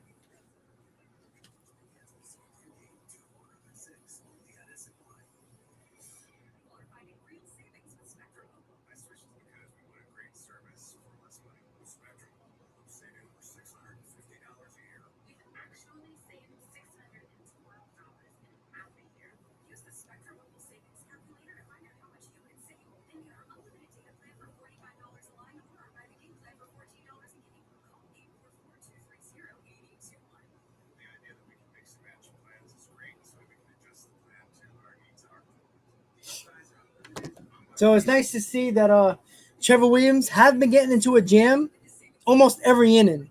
But you know what? He's been pitching well for us. And you know what? He found a way out of it. And you got to give him credit for that. Yes, you could say it was the defense. That was actually pretty good too. But sometimes the pitchers have to rely on their defense as well. You know, he made the right pitch. Got the ground ball last inning when VR threw out Soto at the plate.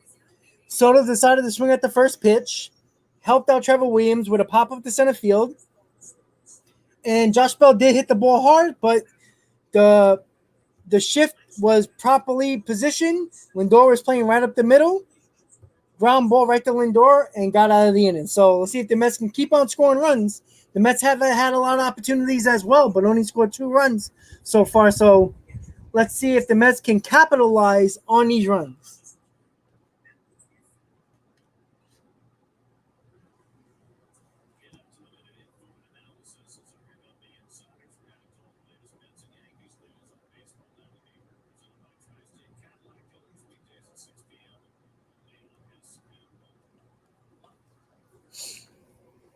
So as you can see, I wonder if the Mets are going to pinch hit for Trevor Williams in this spot. They might not. They might keep him in for another inning. I think it's important to give Williams another inning to help out the bullpen a little bit. Brad, what's up, buddy?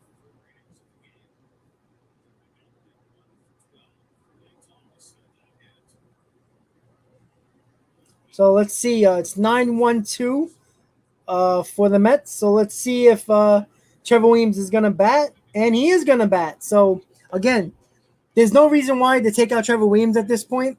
He's got out of jams. We need him to pitch a couple more innings, at least 5, so we can save the bullpen a little bit. Because, you can't throw your bullpen out here for in the 4th inning or going to the 5th inning. It's just not going to be possible. Trevor Williams' pitch count is not so bad, so I would give him another inning.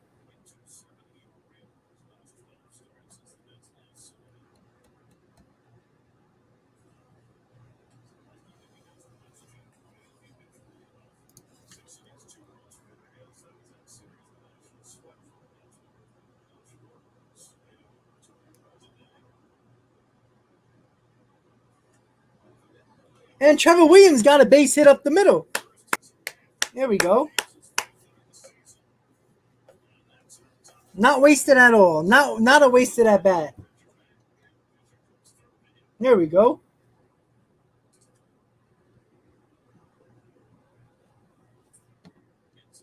MVP right there, Trevor Williams. All right, so we got the top of the order up. Jonathan VR has not got a hit today, which is very shocking.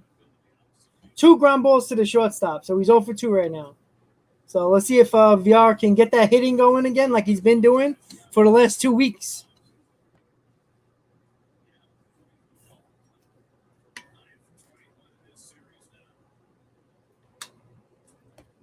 VR pops it up the right field on the first pitch. So Soto almost misjudged that ball, but Soto got it with the first out. So VR is 0 for 3 today.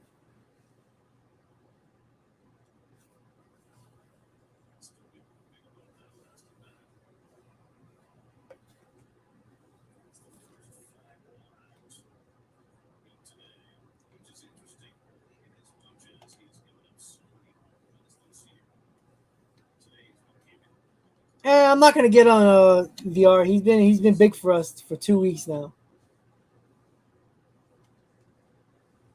All right, so Francisco Lindor is at the plate right now with 1 out, guy on first.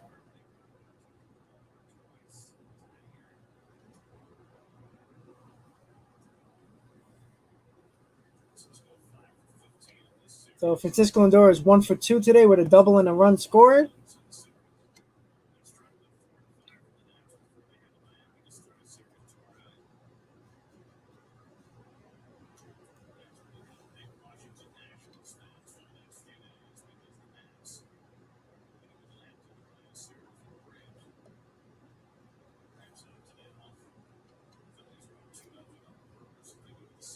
Yeah, Hayden.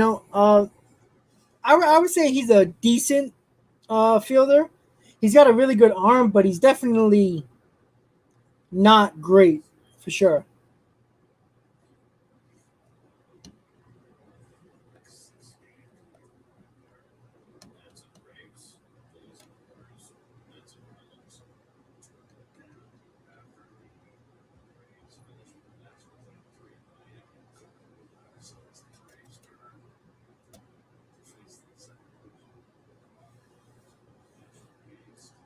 And Lindor takes a ball, 3-1. Let's go.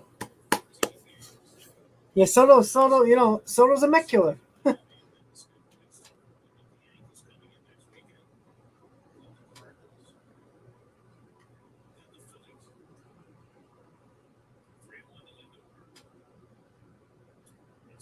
And Lindor gets a base hit between short and third. Lindor is hot. Lindor is hot.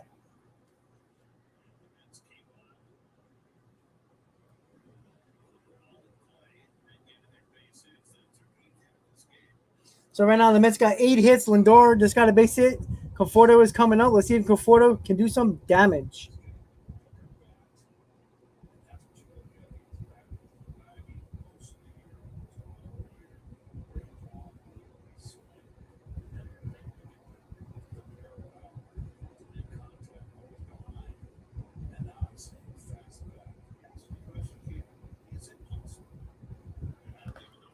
Oh, Michael, let's go. Yeah, very cold. Lindor's acting like he has a Cleveland jersey on right now. The Cleveland Spiders. Let's go, Michael.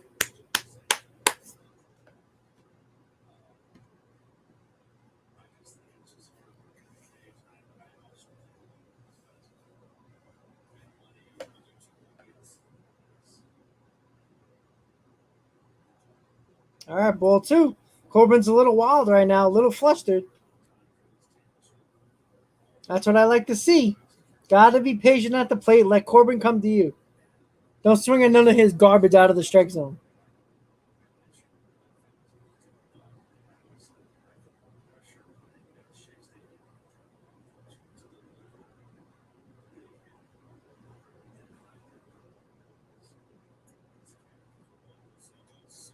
Conforto swings through a fastball, 2-1 count.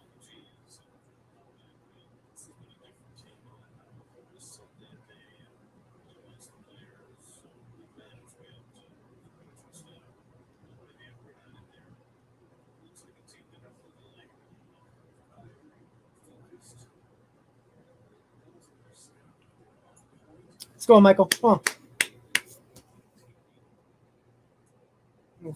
Nice slider by Corbin. Conforto is way out in front.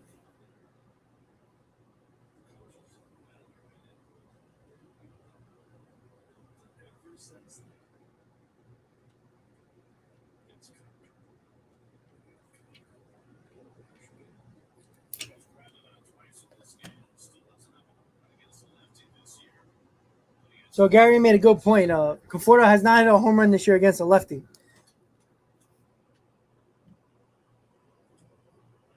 Conforto might just hit into a double play. Ah, shit. Damn it. Damn. Not what we wanted. Not what we wanted.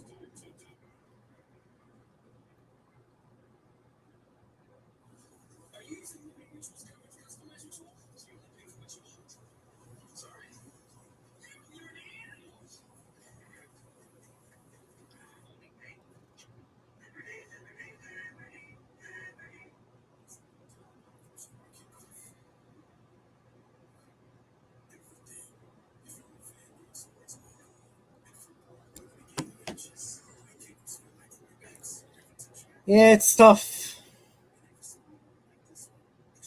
Yeah. But like I said, we have a hard time hitting Corbin. And then, Conforto, the only lefty in the lineup, just came up in a big spot and didn't get it done. So, what can he do? So, let me go around the scores right now, guys. KC Baltimore 1-1. Toronto is still leading the Yankees 2-0. Boston is taking a 7-1 lead in the top of the third against the Rays. Pittsburgh's beating Detroit 2-0. The Phillies are a 3-0 lead against the Brewers. And the Cubs are helping us out right now, 3-0 against the Reds. So that's a good sign. At least we get some help right now. So the Phillies are up 3-0 against the Brewers. The Reds are losing 3-0 to the Cubs. So that's good. So at least the most important thing right now, guys, is to gain some type of a little bit closer to either the Reds or the Braves. The Phillies obviously are an issue right now, but I'm not worried about the Phillies until we play them. Because if the Mets keep on winning and the Phillies keep on winning, we're keeping pace with the Phillies. So it's going to come down to playing the Phillies in about a week and a half. So if we keep pace with them and keep on winning, it's going to determine what we do against them. So we need the Reds to keep on losing and the Braves to keep on losing. That's all that matters right now. And the Mets got to keep winning. But again, the Braves have been struggling. The Reds have been struggling. The Phillies have been hot, just along with the Mets.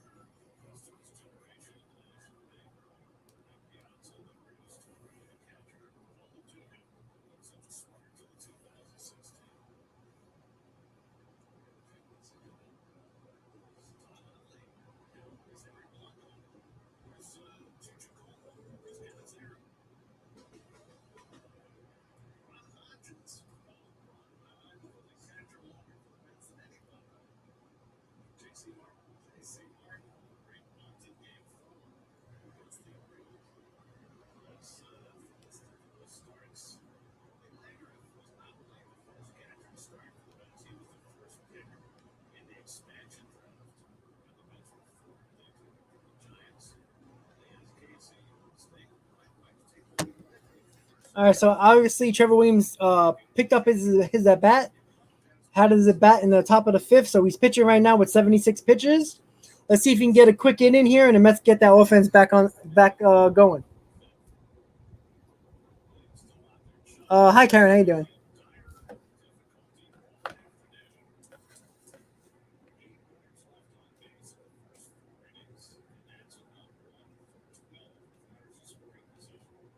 And Trevor Williams made quick work of Hernandez on 3 pitches. Yeah, Fernando, but you know what? Every team is needs help to gain ground. So it's not just the Mets. If the Mets don't win, it doesn't matter.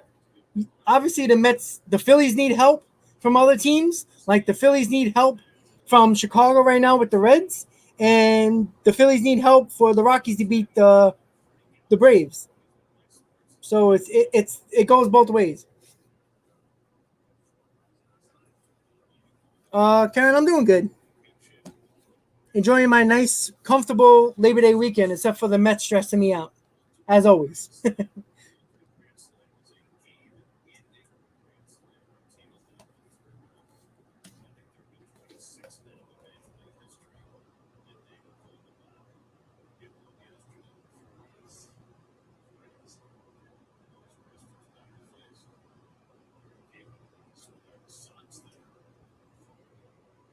So Trevor Williams got a 1-2 count right now, 1 out.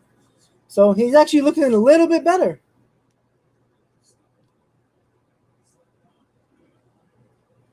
Yeah, Fernando, but you know what? The Phillies were at first in one place too. So it sucks, but you know what? You got to take what you can get sometimes. Sometimes you just need help. It is what it is. Yeah, Cole, I agree with you. I want Castellanos. Let's just hope. I have a feeling that Conforto is going to get really hot in September, and the Mets are going to use that as an excuse to sign him long term.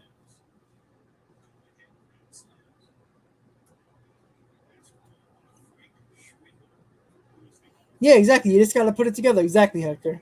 Good call on that. Yeah, I'm not shocked that Conforto is not doing very well, but to play this bad all year is very odd. Like he'll have a streak of like 3 weeks where you can't get him out. Then he'll have 3 weeks after that where he can't get a hit.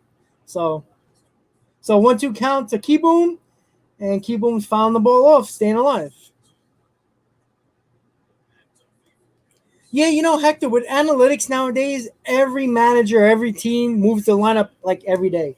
I mean, it's very rare. I mean, actually, if you really think about it, Rojas didn't really change the lineup over the last week very much. So, it kind of hurt that Nimmo is not here right now. So you have to change up the lineup to make up for that. And Keyboom, Lindor's in the hole. Can he get Keyboom out? Nope. All right, well, it was a hard play by Lindor. I don't think Keyboom was a pretty fast runner, so didn't have time to, get him out, but that's okay.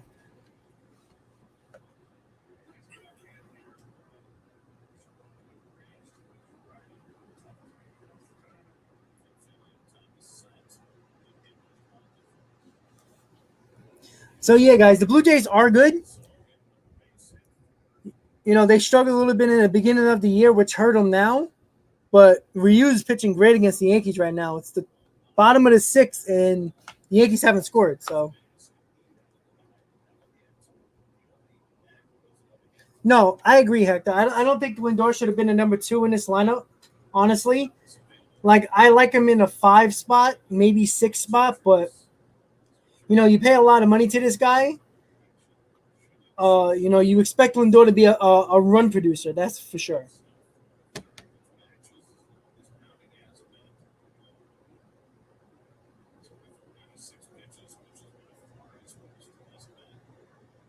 Yeah, Ryu's helping you out today, Cole. Lindor has been bad lately. I mean, but he's been good lately.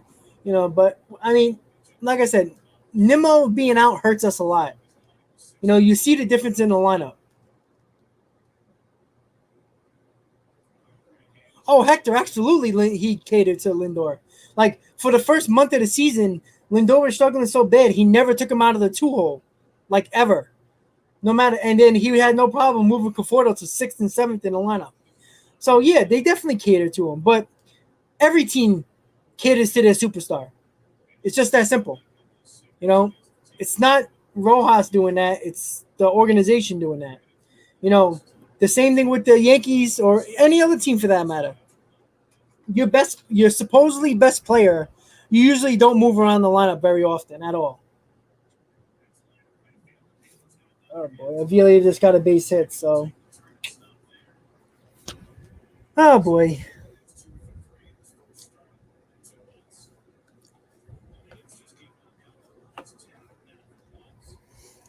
So we got 20 viewers right now on the stream, guys. If you're new to if you're just coming in, hit on that like button. Don't forget to hit on that like button, guys.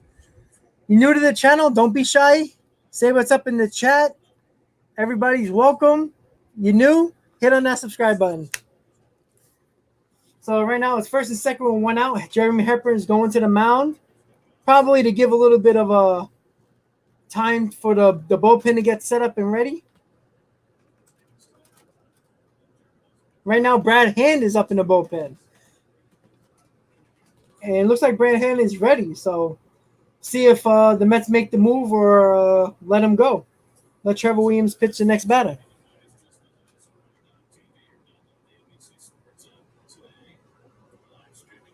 Yeah, like I said, you can't expect Williams to be great, you know. He is a number 5 at best. So, I mean, you can't really say much about Williams. You know, like he's been good for us lately. You know, he's good. He's most likely going to get through 5 innings, hopefully. And giving up 2-3 runs, you can't expect more from a guy who's a spot starter. Yeah, Rob Manfred.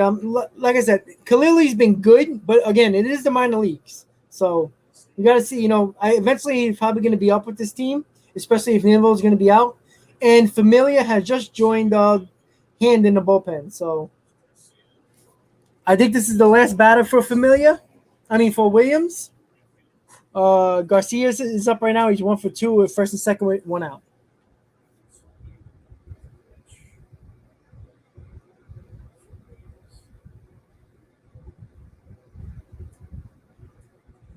And foul ball. Hector, I don't think they're gonna make Noah Syndergaard the closer. If he does come back, he will be in the bullpen. But Diaz is your closer. As much as we don't trust him, you can't put Syndergaard in that spot right now. Not right now. I mean, he's got to get his feet wet, basically, coming into the bullpen. You got to remember, we're throwing Syndergaard into a spot he's never pitched in before. So that doesn't, we throw Syndergaard, it doesn't mean he's going to be good. You know, because you got to remember, Syndergaard can only throw his changeup and his fastball. He cannot throw his breaking pitches, his curveball or slider. So that limits his pitches right away.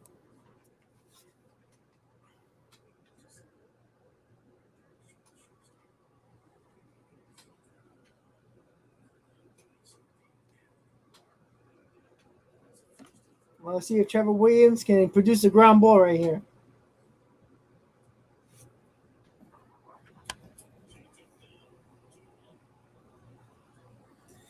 Well, we'll see. You know, COVID, I wouldn't have been surprised if Syndergaard would have been back like sometime next week or even the end of this week. But because of COVID, it kind of stopped his progress, unfortunately.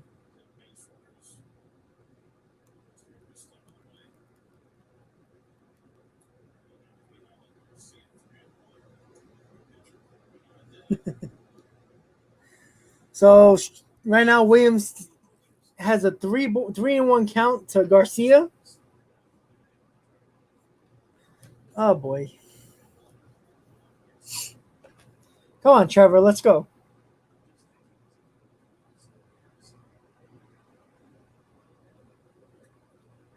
Ground ball. Can we get a double play here? Double play, baby. Yes. Yes. What a play by Alonso. 3-6-1 double play. Beautiful. Beautiful turn of a double play. That was not easy. The ball was hit hard, Alonso got it, thrown it to Lindor. Lindor guns it over to first base to Trevor Williams. That covers first base. Double play, Mets out of the inning, baby. That's what I'm talking about. That's what I expected. Trevor Williams, 5 innings. Wasn't great, but kept the Nationals to 2 runs. 5 innings. That's all we asked for Trevor Williams. Probably see Branahan next inning or Jury's Familia. Let's get some runs, everybody.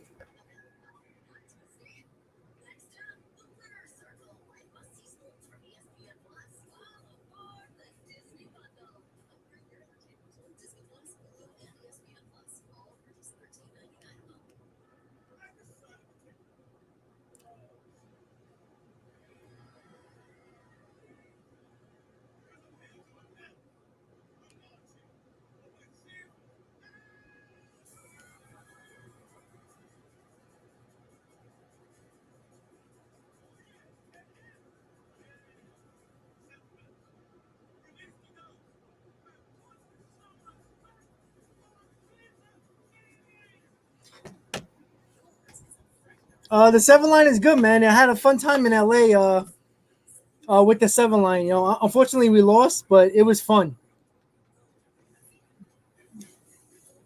Um, I was trying to get the ticket to 9/11 with the 7 line, but unfortunately I wasn't. I didn't get the ticket in time. I was actually working when it went on sale. Mr. Cool, let's win. Absolutely.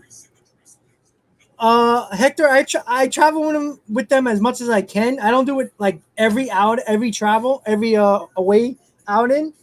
Like I did go to Philadelphia with them. I did go to LA. I did go to Pittsburgh. So I went to 3 outings with them. I'm probably not going to go to any more, even though they're going to Boston in about a week and a half. I'm going to Boston, but I'm not. I didn't get a ticket with the 7 line, but that should be fun.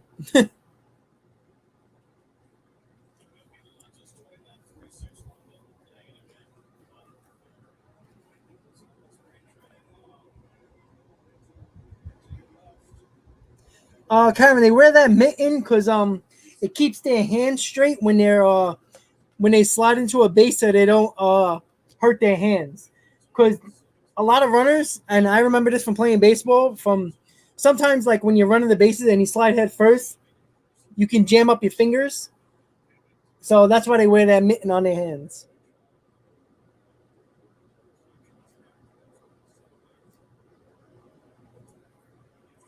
Alonso has hit a shot to left field. Is it going to be enough to get out of the ballpark? Home run! Pete Alonso. Hayden must be happy. Home run, baby. Pete Alonso, his 30th home run of the season, puts the Mets in the lead in the top of the sixth. Pete Alonso with the defensive play to get out of the inning for the double play. And Alonso just hit a shot to left field. Exit velocity at 104.3. That's what I like to see, baby. Where's Hayden? Where's Hayden? He's probably going crazy right now.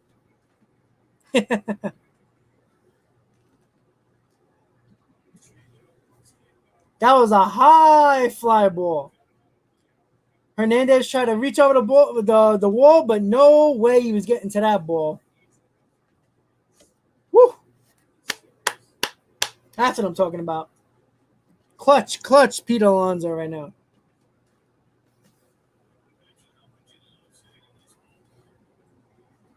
Hayden called it. Hayden must be happy. All right, so Javi Baez is up with nobody out. Mets lead 3-0 in the top of the sixth.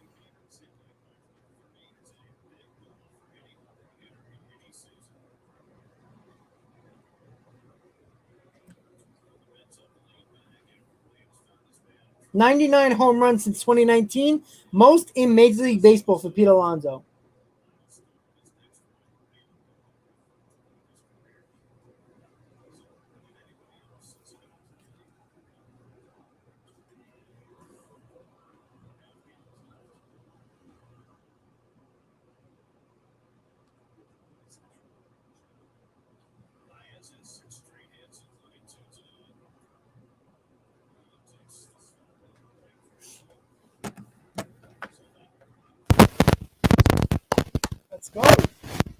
some more runs. Help this bullpen out a little bit.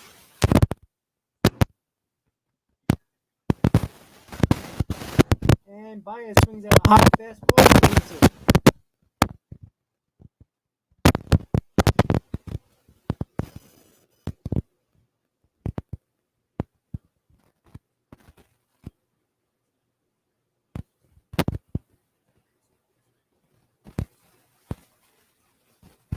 And Baez strikes out on the curveball. 1 out.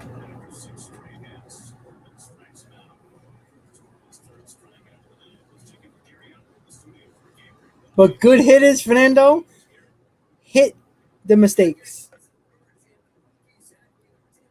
Yeah, of course. Our boy Zach Wheeler just dominating the Brewers right now. Amazing. One of the worst non-signings for the Mets. Damn Wilpons.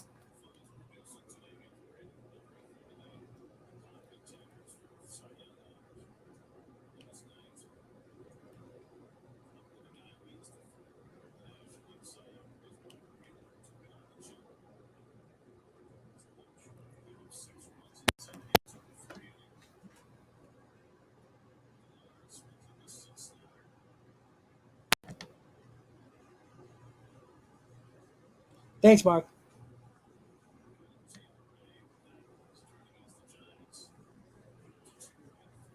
So if you're just tuning in, Pete Alonso just hit a home run to give the Mets the lead 3-2 in the top of the sixth against Patrick Corbin.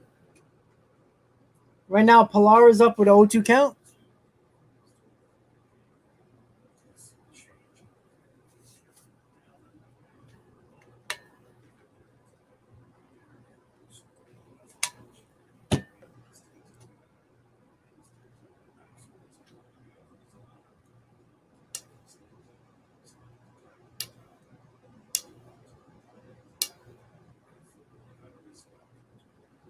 And Pilar up the middle, base hit. All right.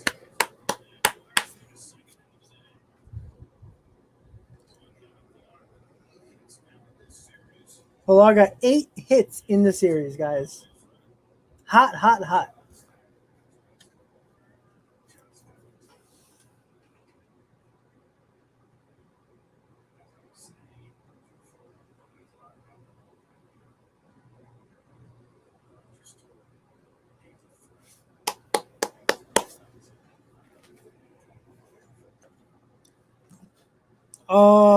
Manjeet, NL West.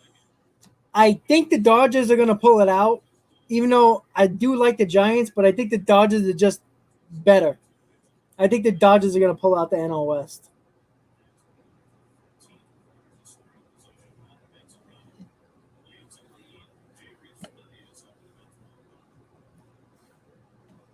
Let's go, Jeff. Get some more runs here. The bullpen needs it.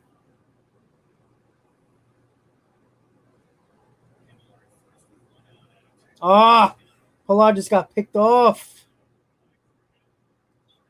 Jesus Christ. What the hell was he doing? What are you doing? Can't get picked off in that spot.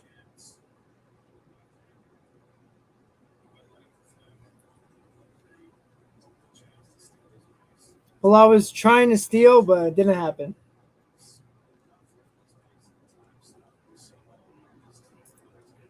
A little bit too aggressive on that time, man.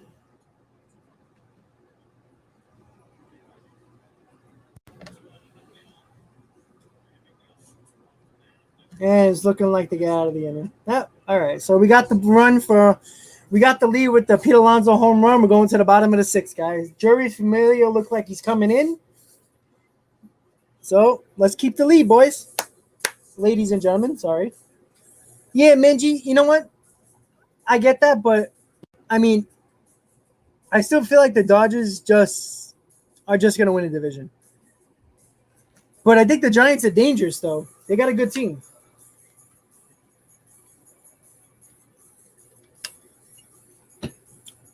Fernando's a Nationals fan now.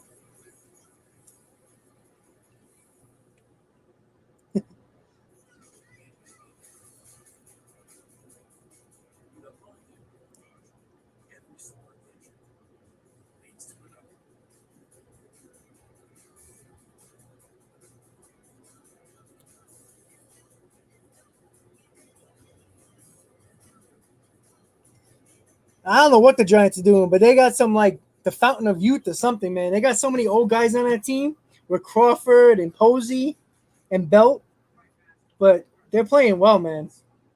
I can't believe the season they're having. You know, Gosman's having a career year, but man, they're just playing well, man.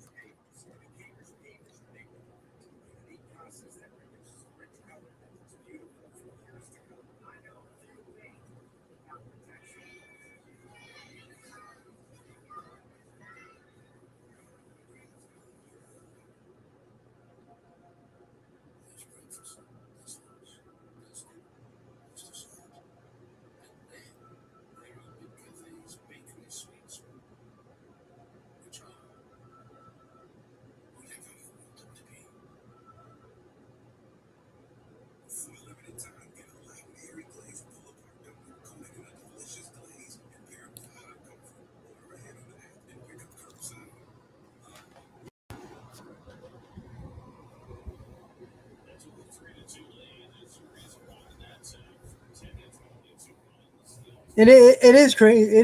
This team is just this team just does not make sense. They can look good at one point, and they can look really bad. But then again, it's a lot of teams this year around the league that are the same way.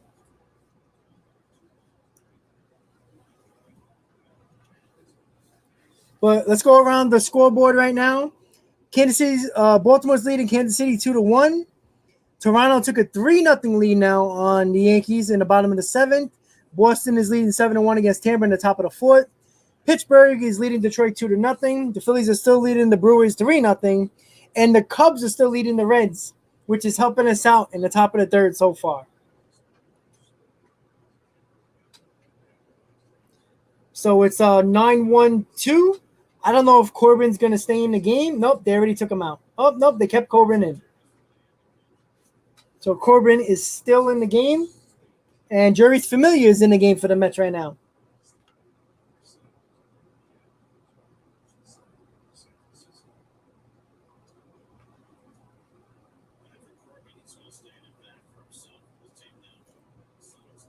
And Conforto Familia is 2-0 to Corbin. So that's what you get with Familia, right?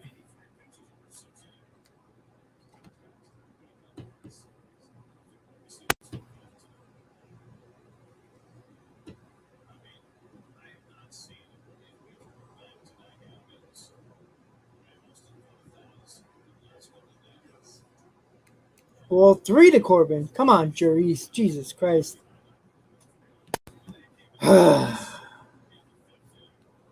Killing me, killing me.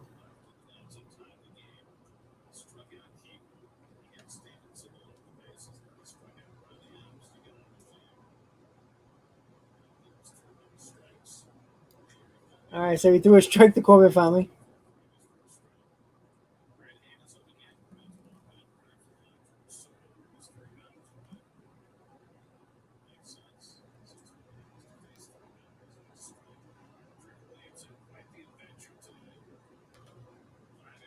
All right, guys, let's go. Come on.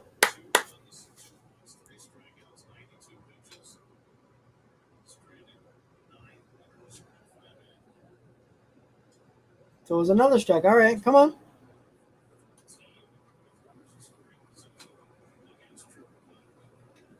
You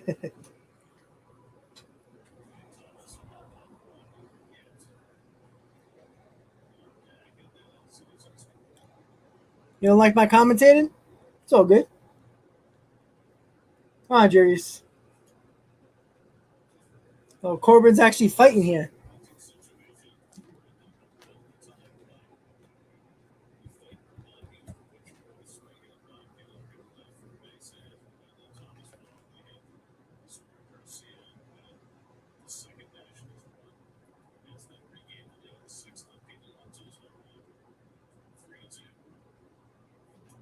Corbin strikes out. All right. Here we go. What's up, Ethan? Who do you want to win? Oh, it's got to be the Mets. Hopefully. Oh, Ethan. Hey. It's all good. I don't like you. How about that?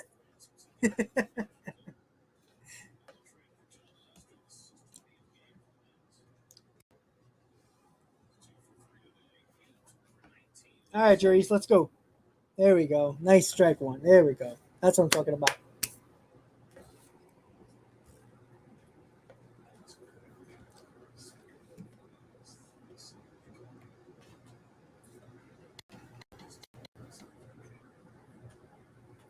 Ground ball to short. Can Lindor get him out? Nice throw. 2 outs. There we go. That's what I'm talking about.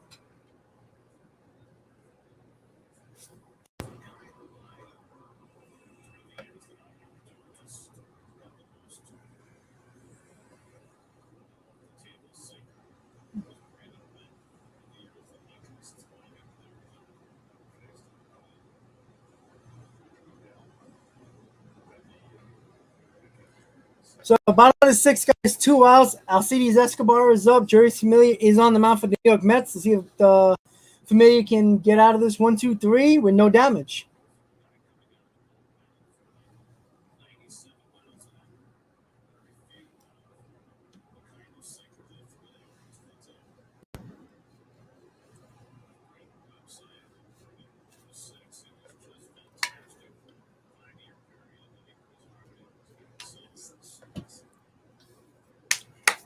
Come on, Jerry, let's go.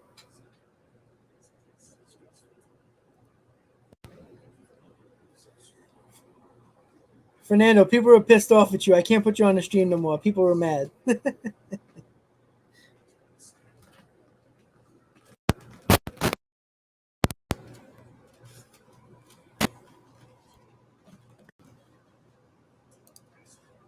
Escobar with a grounder. Viala's gonna throw him out. In and over.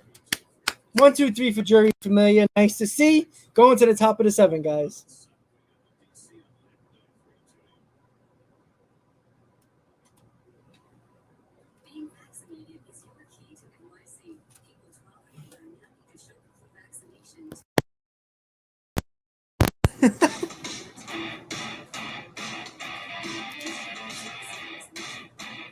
Sorry about that, guys. Nah, I'm not like Wardy. He blocked you. It was a nice inning by Familia. Going to the top of the seventh. See if the Mets can get a couple more runs to make it a little easier for us.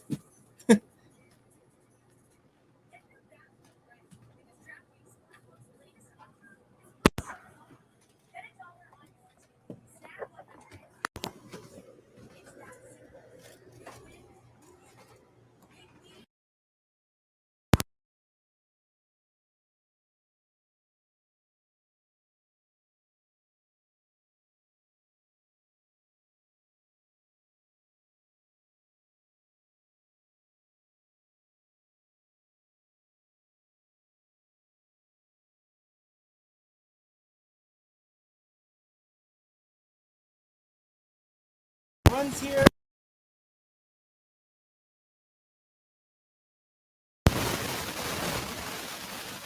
Most likely be, let's see. I don't think May's going to pitch again. But I do think that Lugo.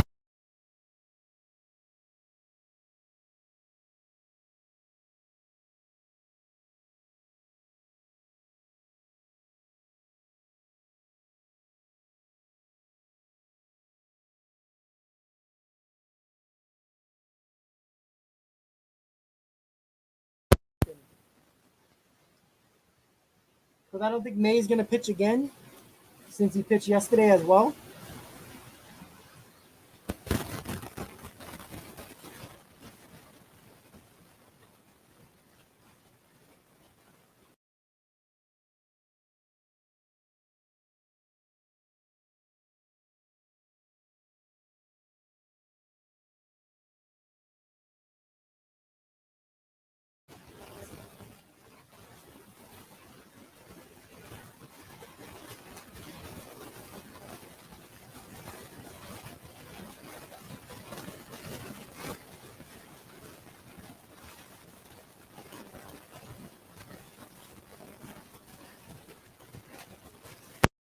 James McCann is up right now. So bottom of the order, 8-9-1. So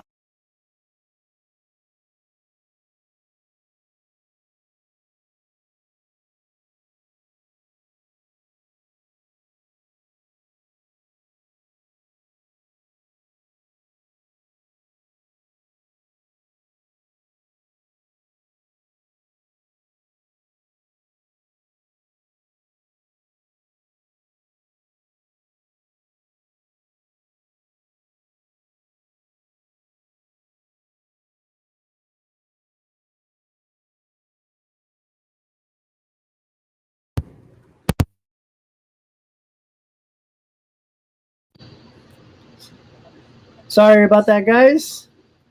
Had a little technical issue. Yep, yeah, you guys can hear me again. All right, good. My microphone cut out on me for a second there. Gotta put the microphone back in. I don't know what's going on.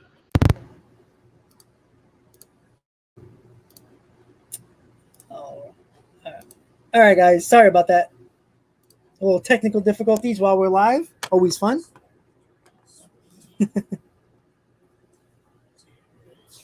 All right, so James the King got a 1-2 count. Let me just make sure. Can you guys hear me?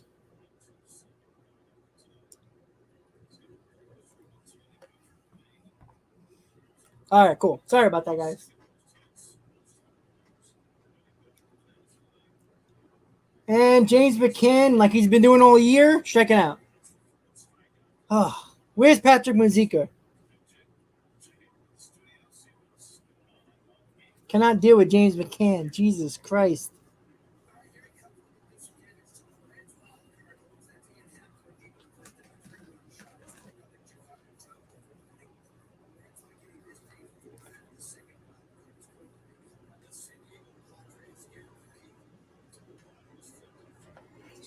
So the Brewers got first and second with 2 outs. So see if they can score some runs against Philly.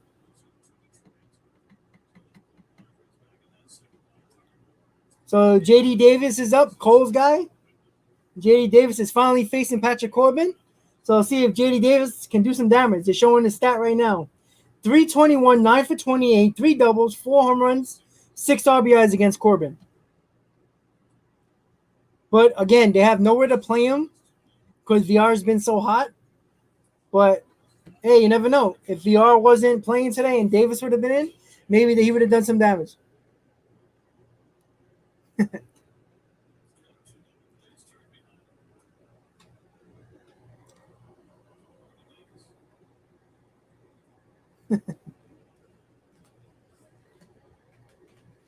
All right, JD, let's go. Come on.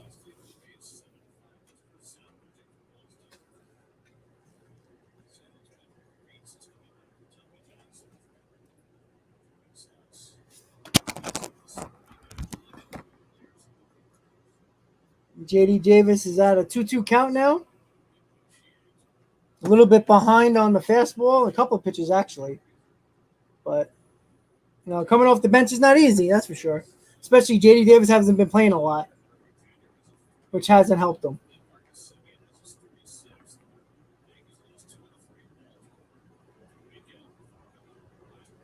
And JD Davis fouls it off, so 2-2 count still.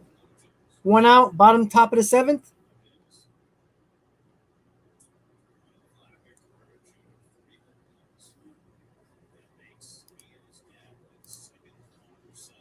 Come on, JD, let's go.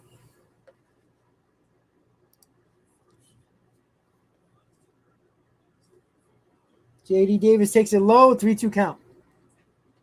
Nice at bat by JD right now, working the count.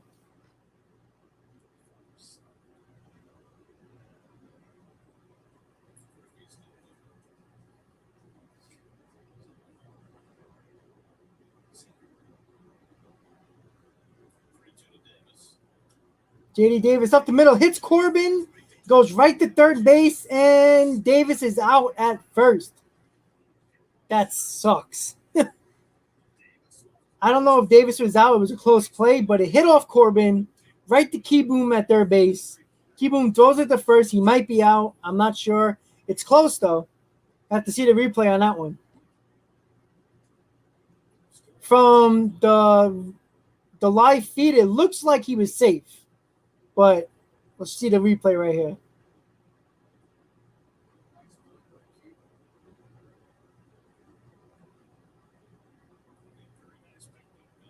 Oh, he was safe. I think he was safe. Safe. Looks like he's safe.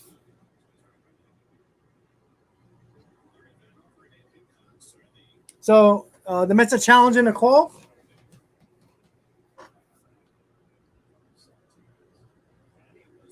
And he's safe. All right. So an infield single for J.D. Davis with 2 outs. Excuse me, 1 out.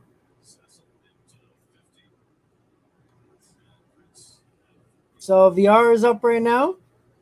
Obviously, he hasn't got any hits today, VR, but he's still hot. So let's see if he can take advantage of seeing Corbin for the 4th time at the plate. And let's get more runs, guys.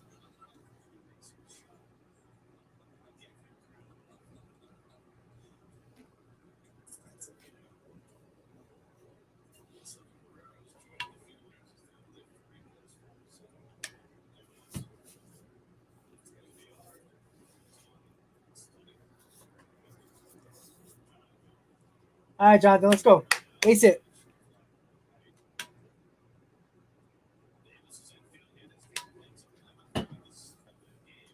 Here we go. 1-0 count to VR. Corbin's to the set. And VR swings out a ball on the outside corner, fouls it off.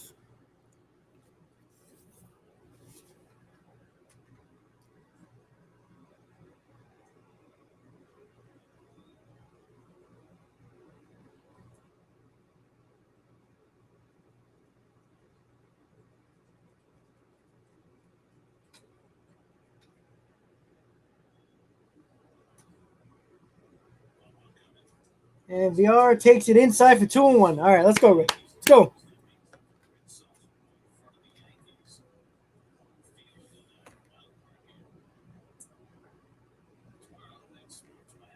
Once again, guys, you just tuning in. Please hit on that like button. New to the channel, say what's up in the chat. Hit on that subscribe button, everybody. 2-1 count to VR. Here comes the pitch. And VR takes it low. 3-1. Let's go. Hell yeah, Devin. I'll take that home run right now.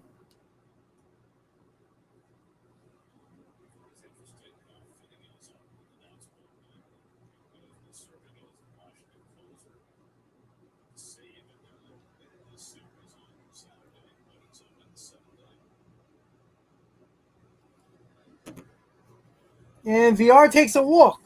All right, here we go. Here we go. The hot bat of Lindor with 2 men on, 1 out. Let's see what he can do. Yeah, I like VR with his little swag, though. Brandon, what's up? How you doing? Unfortunately, Brandon, he took a walk, which I'll take. Let's see if Lindor can hit that ball in the gap.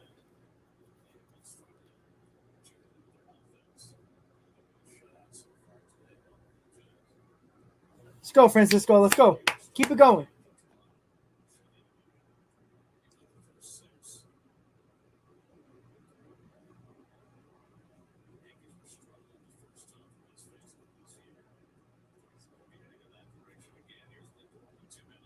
Lindor takes it low for ball 1. All right, let's go. Corbin's struggling a little bit over here trying to find a plate. Francisco Lindor is 2 for 3 with a double, single, and a run scored.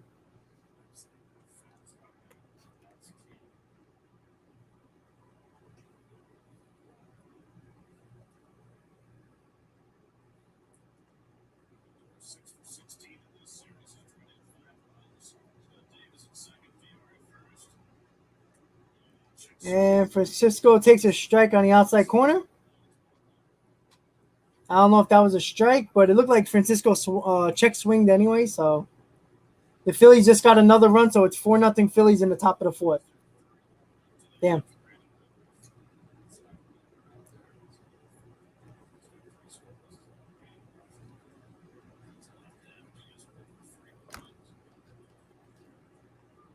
Ball 2 to Francisco Lindor. All right, let's go.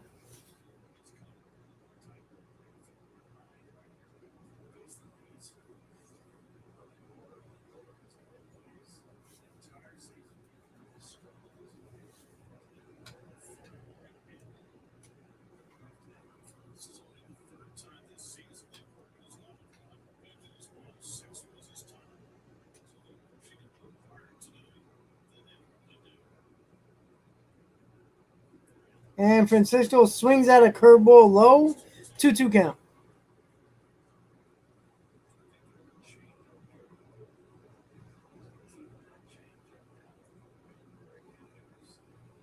Come on, Frankie.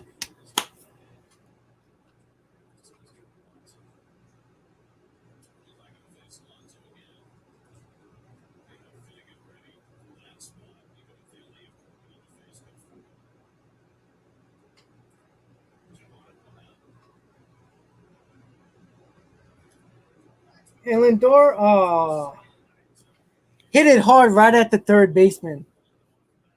Damn, can't do nothing about that there. He hit the ball hard. Right at Keyboom. Almost got a double play thrown at the second, but he threw it a little wide.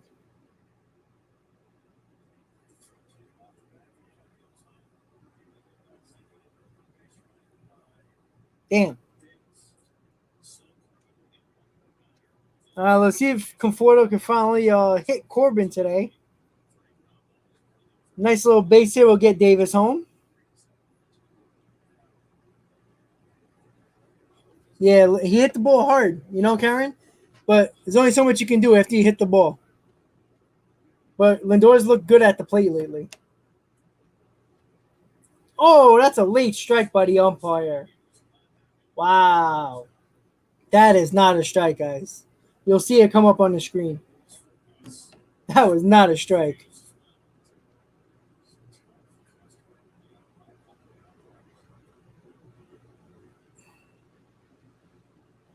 Come on, Michael.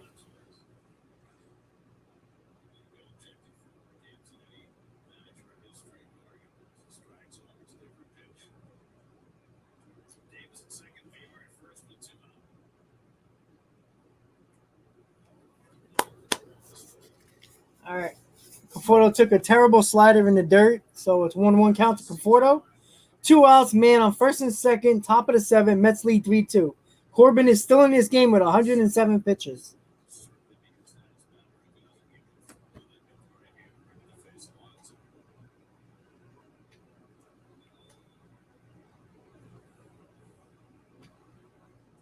And Conforto takes it low, 2-1. All right. That was a good eye by Conforto. That was a nasty pitch.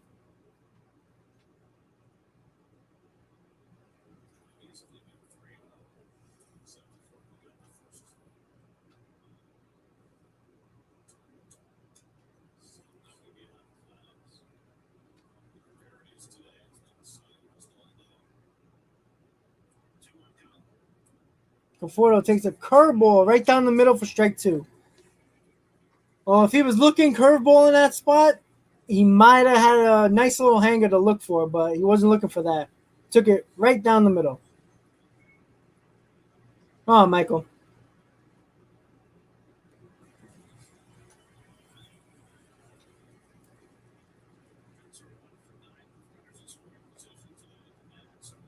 The Mets are 1-for-9 in runners in scoring position today. And Conforto fouls one off. So the Mets haven't been good with runners in scoring position today. 1-for-9.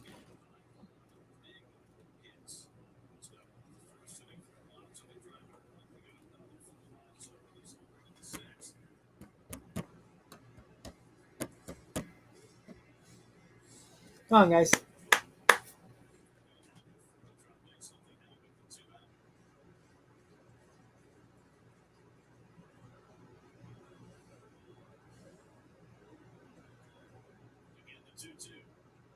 And ball 3 up high. Good at bat by Conforto right now. Let's see if he can take advantage of it. 111 pitches for Corbin.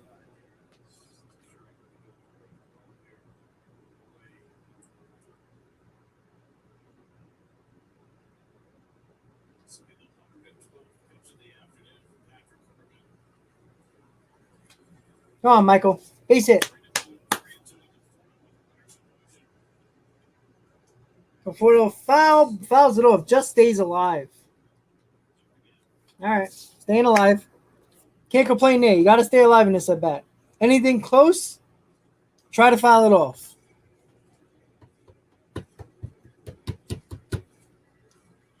So 3-2 count, 2 outs, first and second, top of the 7th. The runners will be running on the pitch. So if the ball's in the gap, possible 2 runs.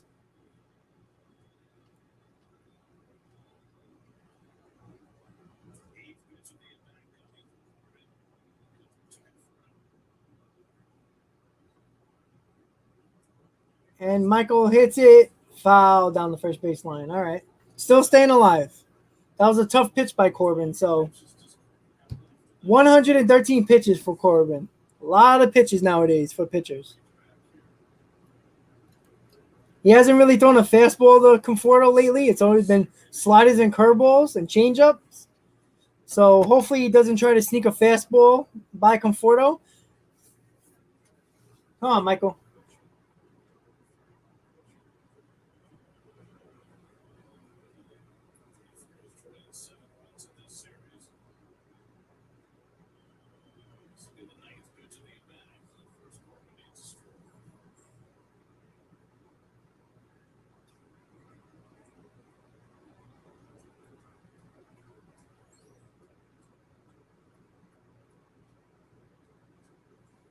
All right, 3-2 still. Runners will be going on the pitch. Conforto hits one to left field. Is it in the gap? And nice catch by Hernandez. Damn. Hit it hard, but Hernandez ran it down. Damn it.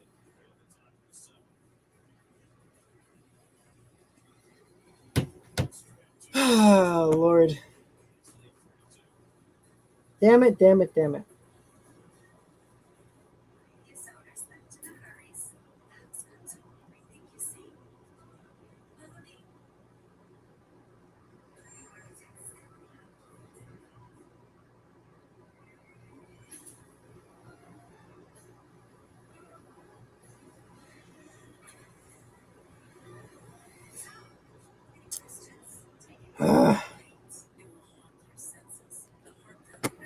All right, guys. So let's see who's gonna come into for the bullpen. Is it gonna be Hand? Is it gonna be Lugo? I'm thinking Brad Hand's gonna come in the bottom of the 7th, and then Lugo will take on the 8th, and then Diaz in the 9th if you still got the lead.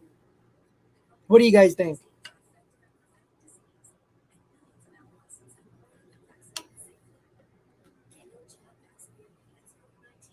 Yeah, I'm a little shocked.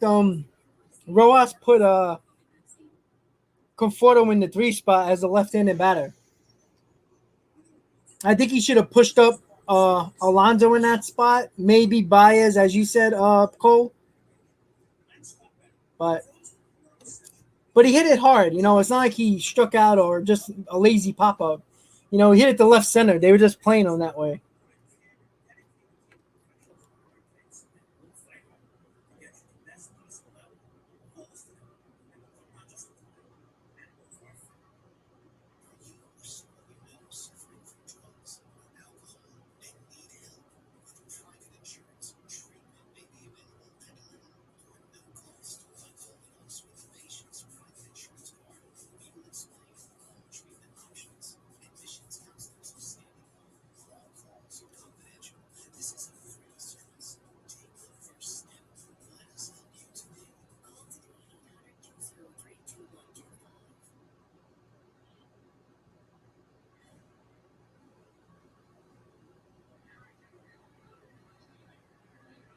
Alrighty.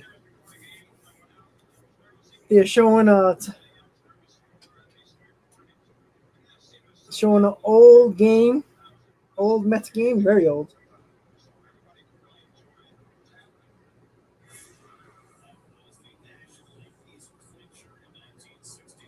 The National League East clincher in 1969.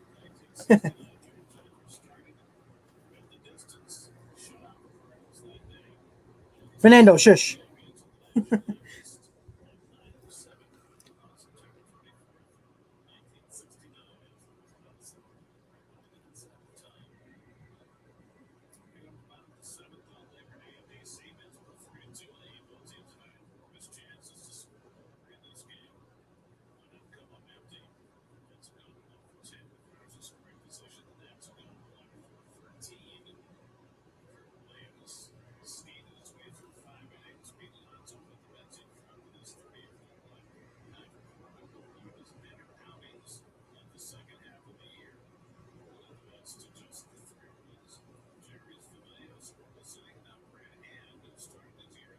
All right, so Brad Hand is in the game.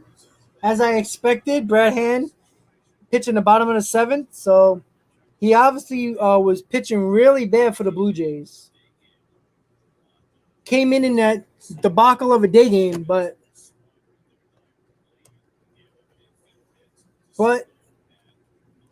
let's see what he can do. He's facing Juan Soto right now. It's a big at bat right here. Gotta work the count. Got to get Soto out right here.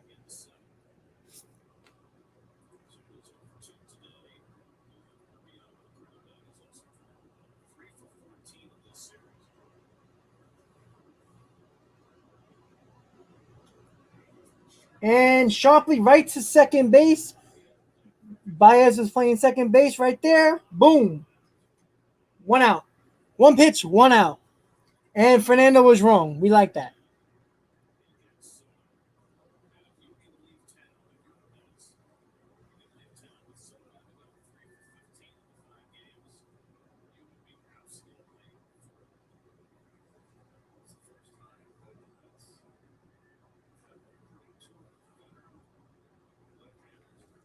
All right, so 1 down, bottom of the ninth. Brad Hand is in for the Mets, guys.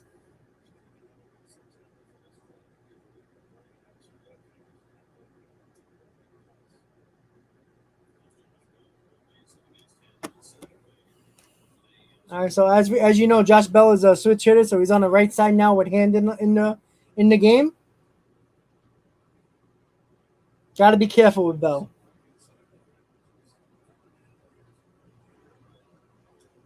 Ground ball to short. Lindor, easy one. There we go. 3 pitches, 2 outs. That's what I like to see.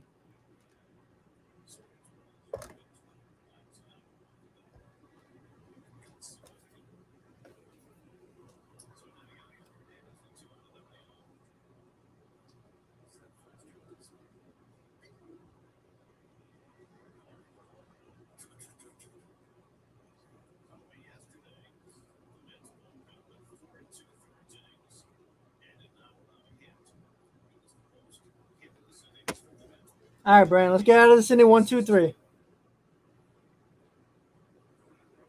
Nice curveball in for a strike. Well, since Brad Hand is in the game in the seventh, I don't think they're going to make him pitch another inning. So it's looking like Seth Lugo in the eighth.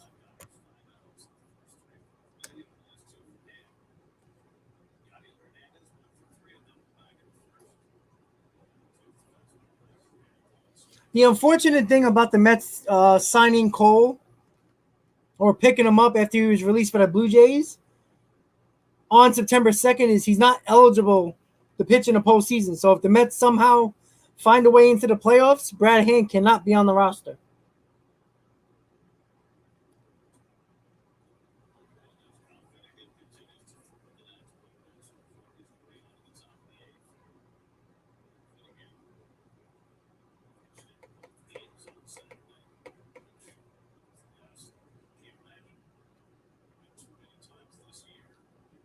All right, so it's a 2-1 count to Hernandez.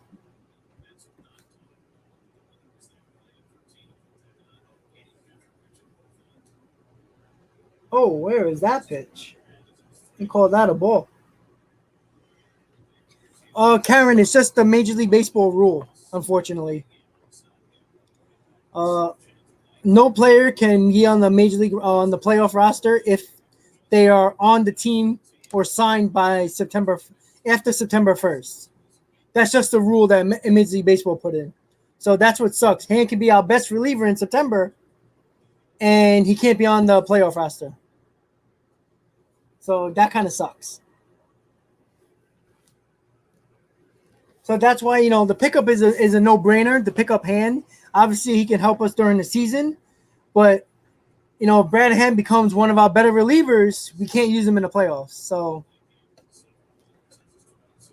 it's like a win-lose type of scenario. We get the win because he pitched well in the season, but can't have him for the playoffs. So ground ball looking like it could be an easy 1, 2, 3 inning for Hand. 1, 2, 3 inning for Brad Hand. Nice outing for Hand. Nice little 1, 2, 3 inning for him. Going to the top of the 8, guys. Mets lead 3-2. Once again, guys, if you're new to the channel, hit on that subscribe button. Please hit on that like button so this stream can go out to more people so we can get the last couple of innings to have a little bit of fun here. Hopefully with a Mets victory.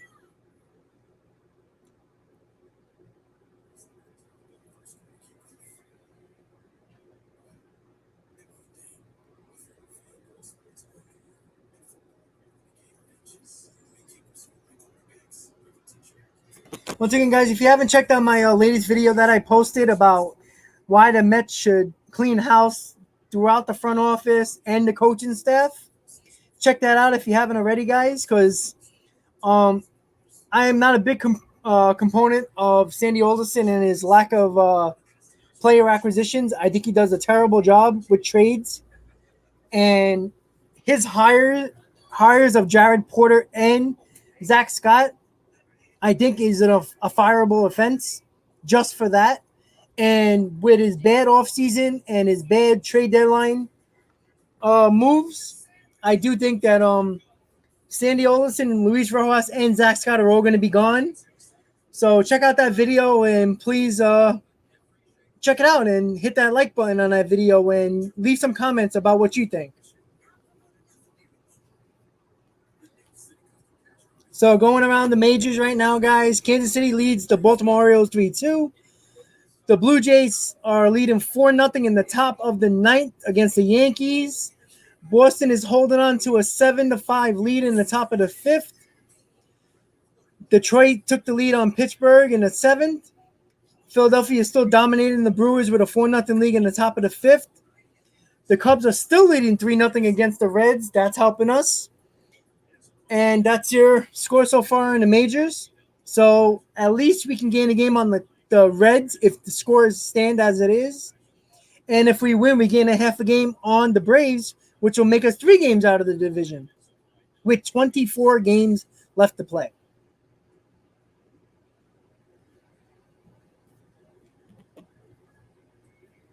So Pete Alonso is going to lead off in the top of the 8th. So see if Alonso got a little bit more power in that bat.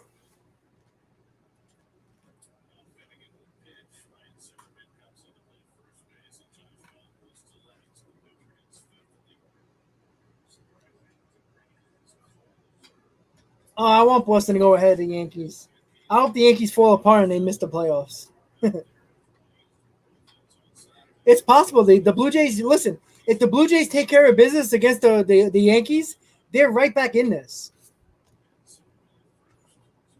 Like checking the wild card standings. Like Toronto's only 4 games behind Boston and 4.5 by the Yankees. So they can easily come back and set themselves up down the stretch to be 1-2 games out of a wild card spot. The Blue Jays are dangerous, man. They do got decent pitching, and their lineup is scary as hell. Come on, Pete.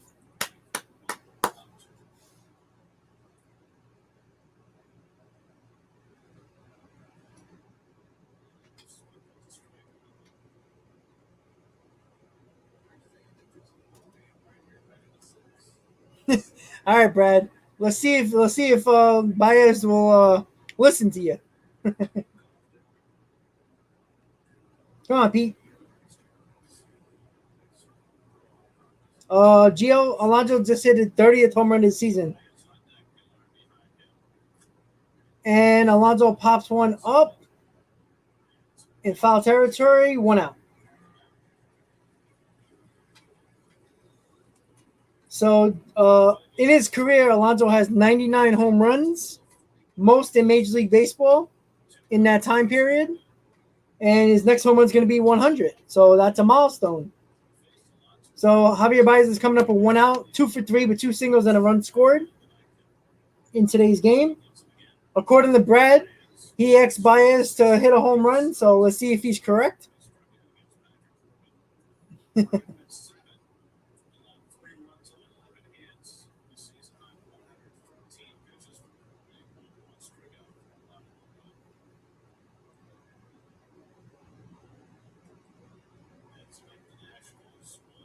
Yeah, Gio, it's a lot of home runs. That's for sure. But you know what? It's looking like if Alonso keeps the pace, he can hit about 35 to 36 home runs. Which, as a power hitter, your goal is to hit over 30 home runs.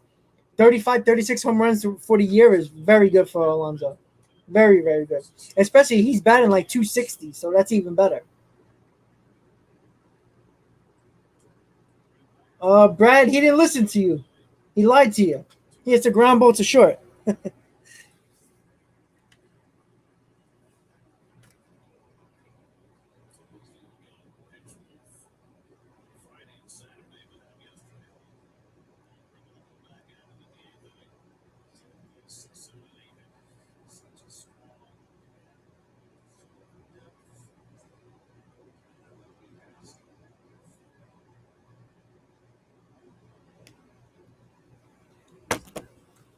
All right, so Kevin Pillar's coming up with two outs. He's also 2 for 3 with two singles. The hot batter Kevin Pillar. Can he knock one out right now?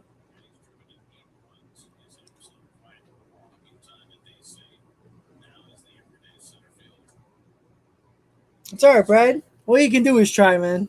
Wishful thinking, buddy.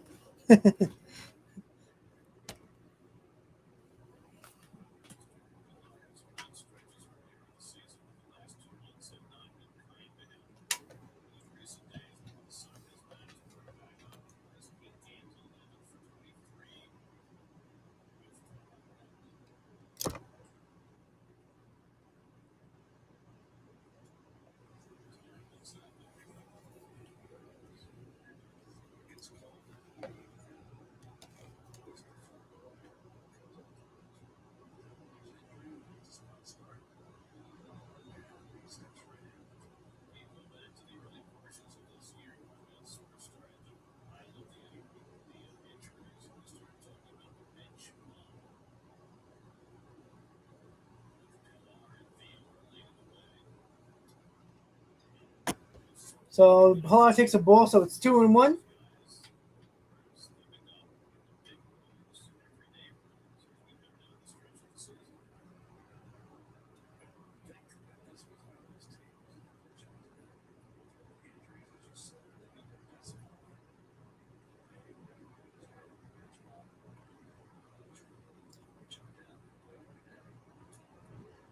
And Kevin Pillar just fouls one off 2-2.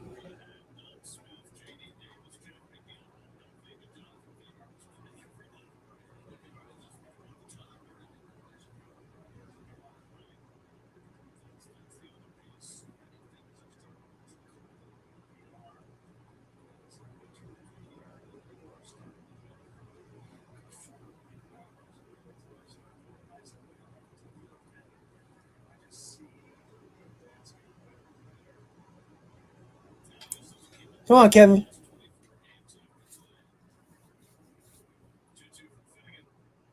And Pillar takes ball three. So he's working the count as well.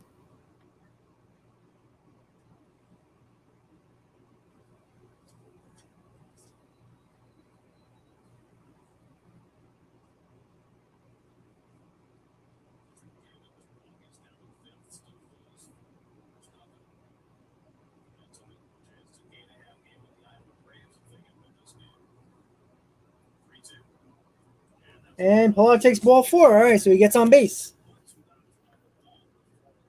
So James McCann, he might get pinch hit for.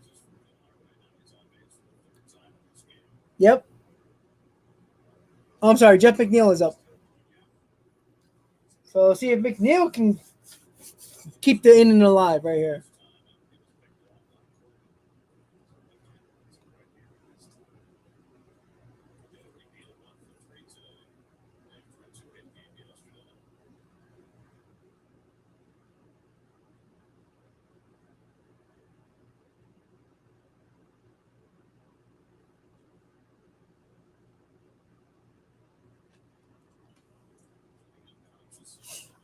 I feel Jeff McNeil is going to get a big hit here, guys.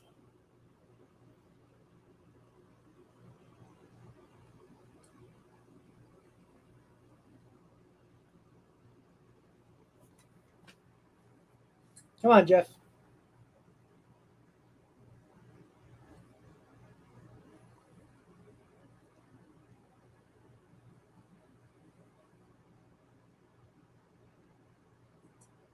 McNeil swings at the first pitch, foul ball.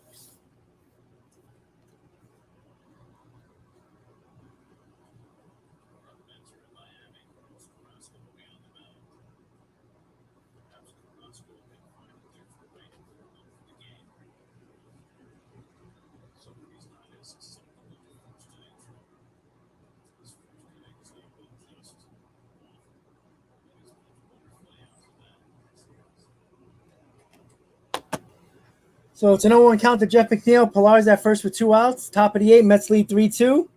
The Mets are trying to add it to their lead right now. And Jeff hits one sharply to the second baseman, and the inning is over. So he hit it hard, but the Mets do not score. Going to the bottom of the 8th. Seth Lugo is coming in for the bottom of the 8th. Damn. Damn. Yeah.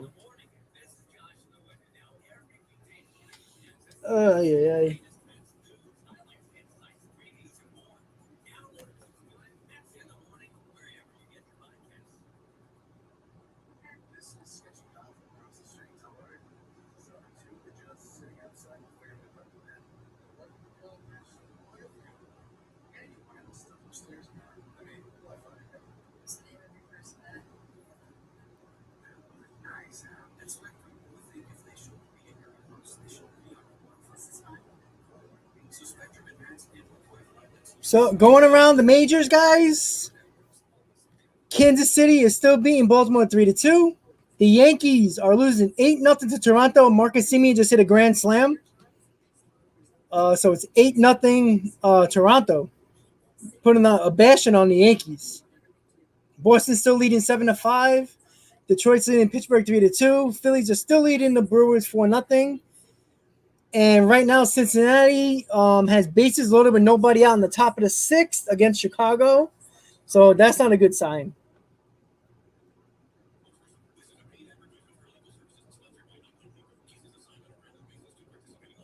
Brad, I'm probably gonna hook up with Hayden for the next stream, maybe. Maybe I'll do tomorrow's game. I'm not sure yet.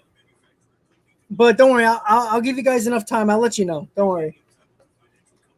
But if it's not tomorrow, it'll probably be the weekend. Probably the Yankee series. That would be a lot of fun.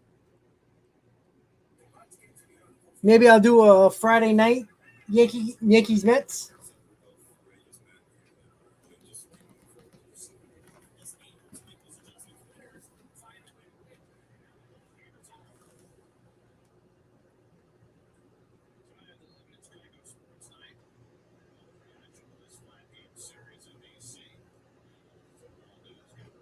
All right, guys. So we're going to the bottom of the 8th here. Seth Lugo is on the mound.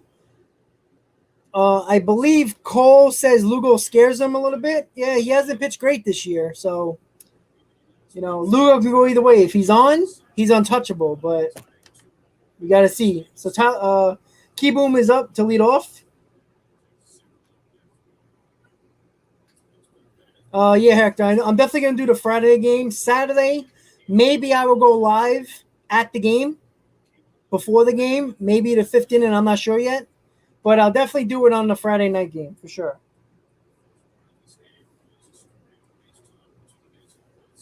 Yeah, Karen, that would be a lot of fun actually. I'll try to hook that up with Hayden for sure. We had fun yesterday.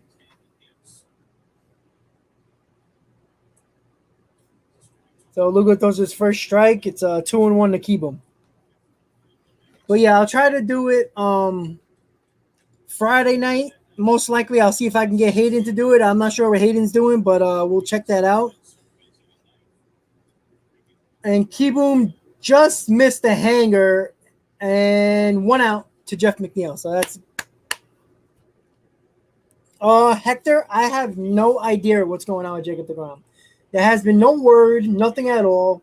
He is eligible to come off the IL on the 13th of September. So maybe, I don't know. I think if the Mets are in it, I don't think they should shut him down. I think if the Mets are within 2 games of the divisional, the wild card, you have to get deGrom back going. You have to start him back up. But I will definitely try to work out something with Hayden for Friday night Subway Series game. Saturday I will be at the game. Maybe I'll do a pregame at the stadium at City Field. And Sunday probably not, but we'll see. I'll try to talk with Hayden about that. Thanks, Karen. Yeah, it was a lot of fun. It seems like a lot of people like me and Hayden together with that, so which is pretty cool. So we got an 0-2 count. Lugo's looking sharp with that curveball.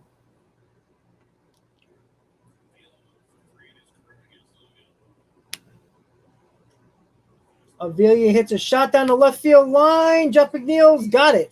Nice catch down the line by Jeff McNeil. That was a little dangerous right there, but Jeff McNeil stood in there and made the catch down the line. 2 outs. Yeah, Fernando, no joke. So many times I wanted to go live at City Field, but I end up having terrible service in certain parts of the stadium. But hopefully it'll work this time.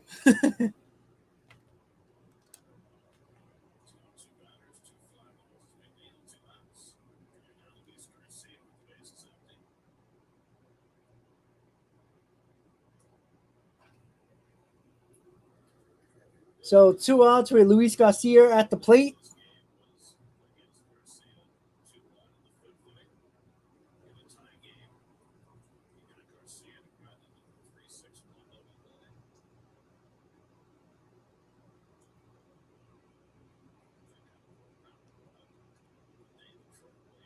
Hey, SoCal, what's up, buddy?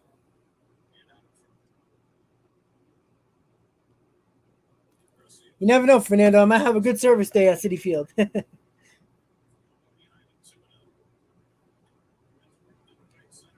And Garcia just hit one to the gap. Conforto cut it off, but it's going to be a double, maybe a triple. Oh, boy. So he just hit a triple. Damn.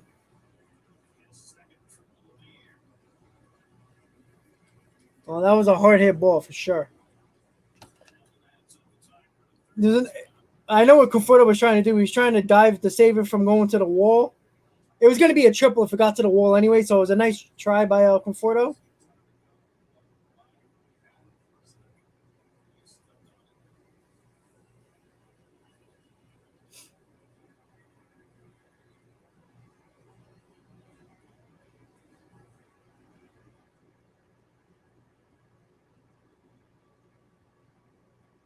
I see a second get out of this.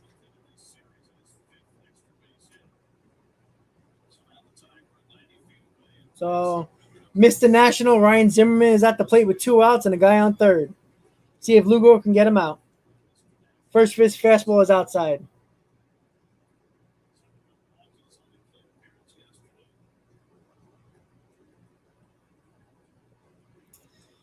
Oh, come on, Seth.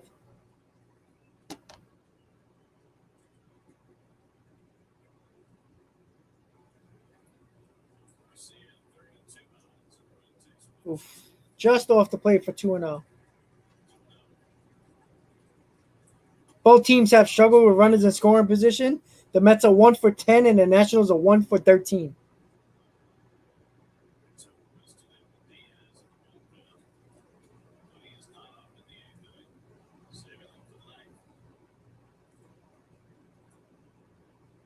Oh, that pitch was close, but ball 3.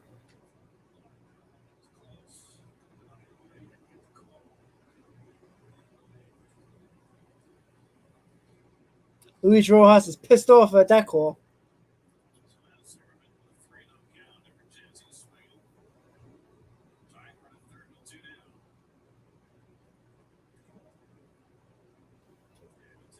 Ball 4.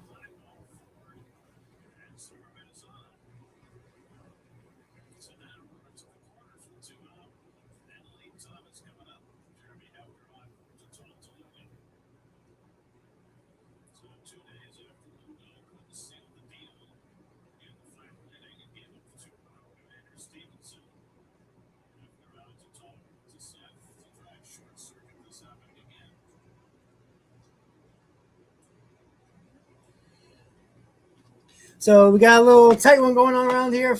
First and third, 2 outs. Lane Thomas, leadoff hitter, is on at the plate right now. Seth Lugo, a little bit of trouble right now. Wasn't getting the calls from the umpire.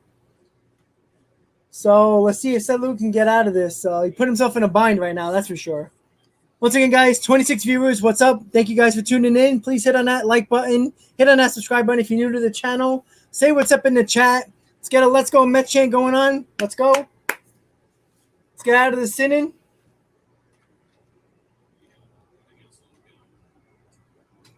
Let's go Mets, baby. Let's go.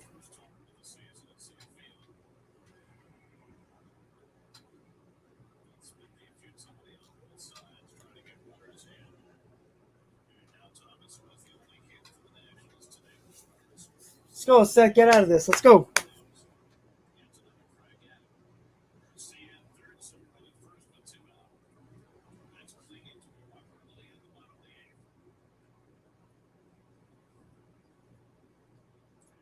Strike one. Swings at the first pitch slider.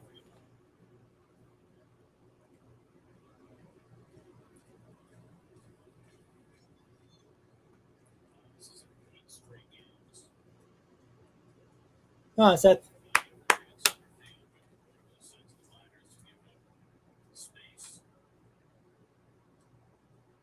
Took a fastball in, 1-1. Karen, definitely. The pressure is on. These tight bowl games are killing us.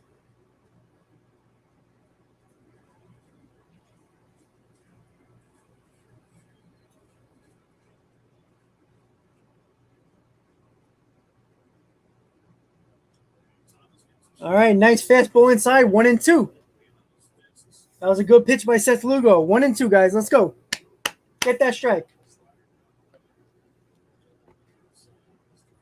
No, SoCal, if you just came in. Fernando's rooting for the Nationals. Come on, Seth.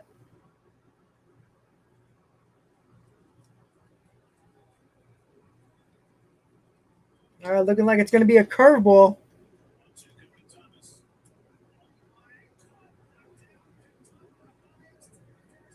He's out. Wow, what a play.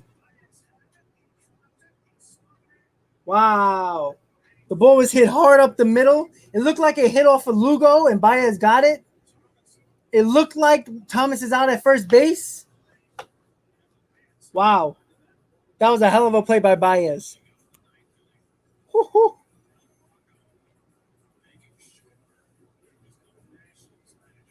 Oof.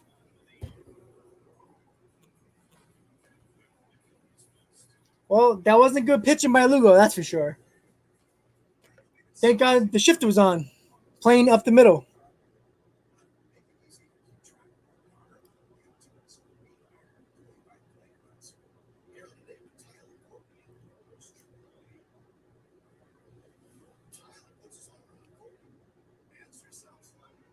So we're going to the top of the ninth. Let's see if the Mets can get a couple of more runs to help out Edwin Diaz. That is definitely coming in at the bottom of the ninth.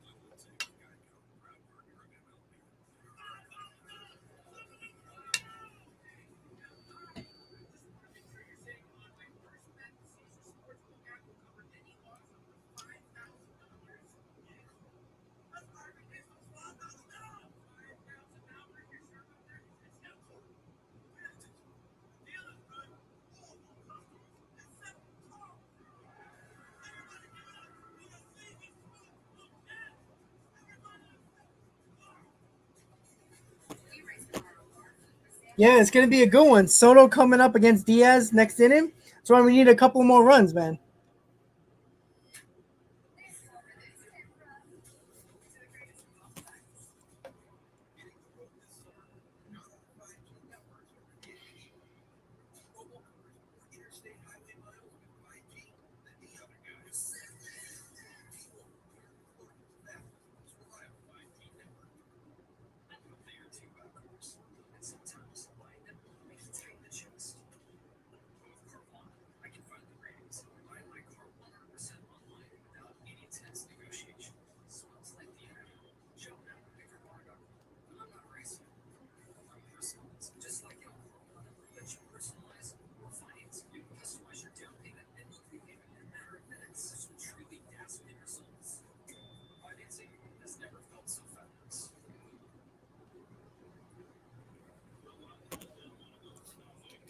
Oh, that was a hell of a catch. He dove, he caught the ball, he dropped it, got up, made a fast throw to first, and got him out.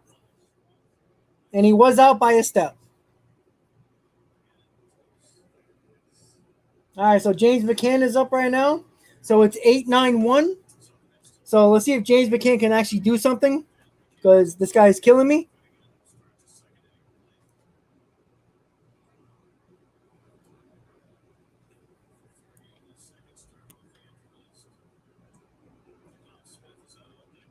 Dominic Smith is back with the team. He is on deck, so he will be pinch hitting for Seth Lugo. Come on, James, you freaking do, you bum.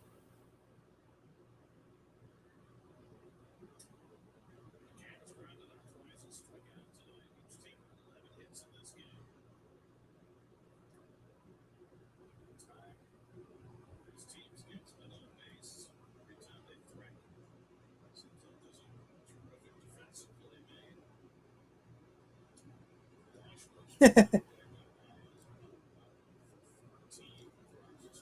go, James.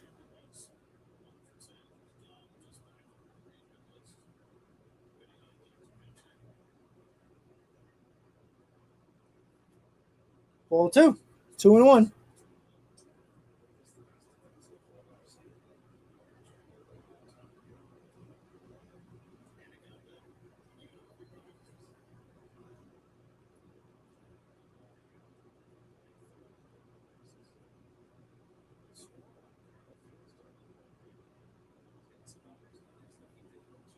Come on, James. Let's go.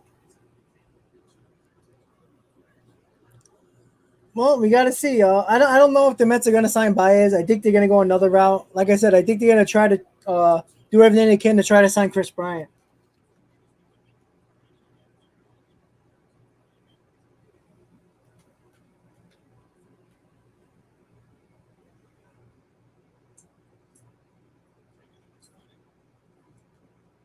James McCann takes a low strike that he did not get Lugo, by the way.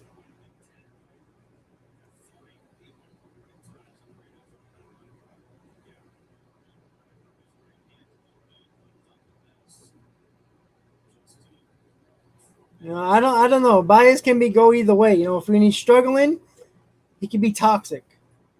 But he's a good player, no doubt about it.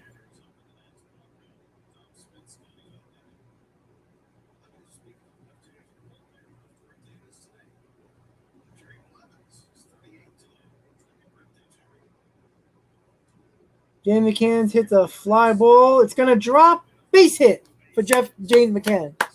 Nice little blue hit. They might take him out for a pinch runner.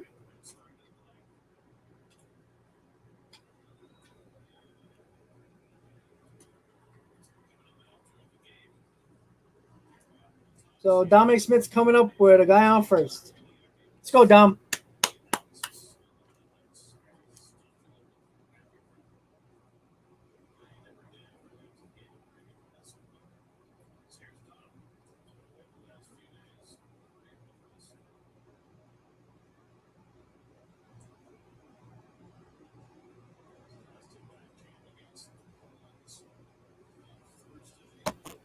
Let's go, Dom. Big hit right here. Let's go.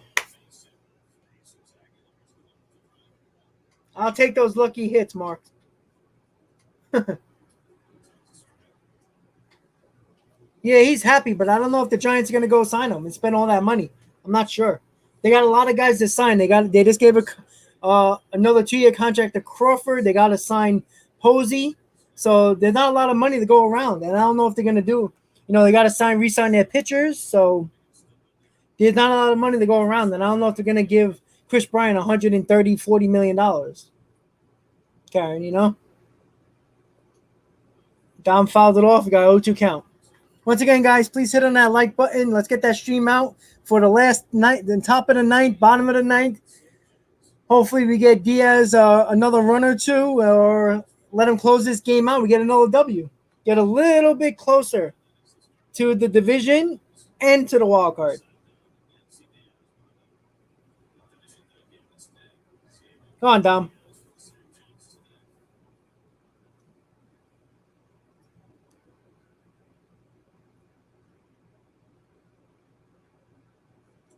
And Dominic Smith has struck out. Dom Smith's been struggling all year. Yeah, Mark. Yeah, Mark. But you know what? The Mets haven't hit Corbin all year. You know, so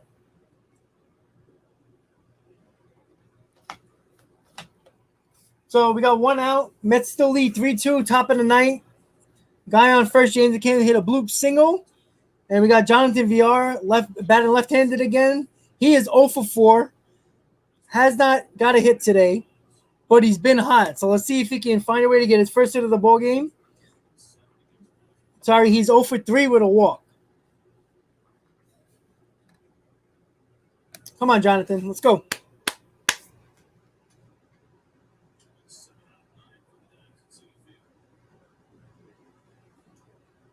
VR takes a strike on the outside corner.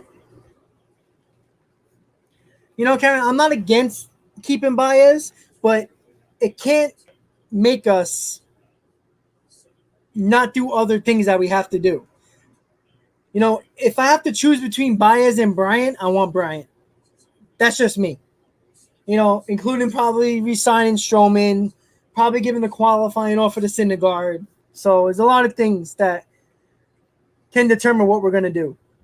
But if I have a choice between Bryant or Baez, I'd rather give the big contract to Bryant. He's just more versatile. I think he is a better hitter all around than Baez. Baez is a hit or miss type of guy. You know, he either strikes out or hits a home run. And, you know, I don't like those type of hitters. I think a Mets have a lot of swing and miss type of guys. Well, yeah, of course he's happy with the Giants right now. They're winning. But it's also the other Giants going to give him a big contract. I don't know, Manuel. It really depends. You know, he's going to test the market, obviously. You know, if the Mets blow him out of the water with the best offer, he's going to take the best offer. That's just what players do nowadays. But I love Brian. I like his versatility. I like his glove. I like the way he approaches the at bats. I think he's a much better all around player than Baez. Come on, Jonathan. And he pops it up. Fuck. Damn it. Yeah, I remember February Griff. Hector, you know, I'd be very shocked if they signed both. I wouldn't be. I'd love that, no doubt about it. But that's a lot of money. I would. You know, Cohen. You know, he might just go crazy. Listen, if we can have Lindor, Baez, and Bryant in the infield, that's a big time lineup and defense right there. I don't know if that's going to happen, but then you got to think about trading Jeff McNeil or trading Dom Smith because somebody's got to play left field.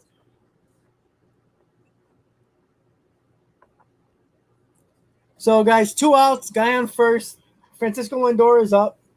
Last at bat, Francisco Lindor hit a shot, but was hit it right at somebody for the out. So Lindor hit 3 balls really hard. Let's see if he can hit another one hard. Come on, Frankie.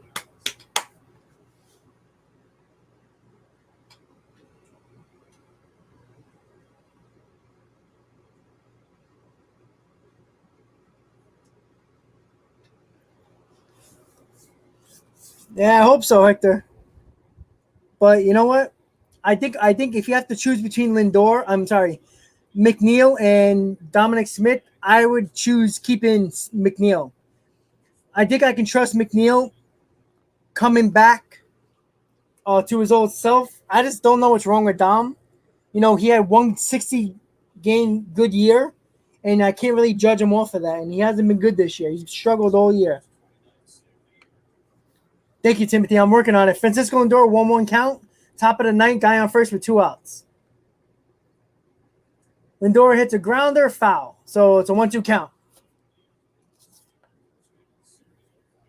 I don't know why Dom is pressing, honestly, Hector, because, like, he was given the starting job in left field. As good as he played last year, he deserved to be the starter in left field. But he hasn't performed. And you know what? When you don't perform, you're out of here. I'm sorry. No problem, Timothy. I'm doing the best I can. So 1-2 count to Francisco Lindor. So I'll see if Frankie can come through.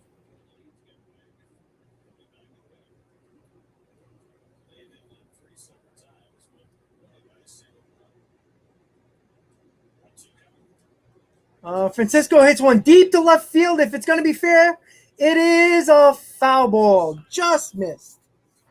Woo! Just missed down the line. Foul ball, guys. Couple more feet, it might have been a home run. Hector, yes. And the thing that a lot of people didn't look at is that because of the pandemic, the Mets only faced teams in the NL East and the AL East. A lot of bad teams. Boston wasn't very good. The Nationals weren't very good. The Marlins weren't very good. The Phillies weren't very good. There wasn't a lot of good teams. So Dominic Smith hit a lot of bad pitching, and not a lot of people looked at that. So I really think McNeil is the better option over Dominic Smith next year. Come on, Frankie, let's go. And Lindor strikes out. Damn. All right, so Aaron Diaz is coming in to try to close it out with a 1-run lead. Here we go. Play the trumpets. I don't got a trumpet, but here you go. So nobody came through. Mets still lead 3-2 going to the bottom of the ninth. Juan Soto does lead off the inning. I'm sorry, Alcides Escobar leads off the inning. So it's Escobar, Soto, and Bell. So it's not going to be easy for Edwin Diaz to close out this game.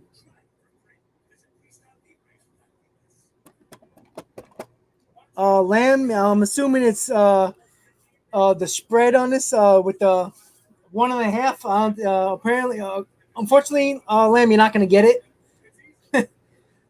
That run would have been big for you, definitely.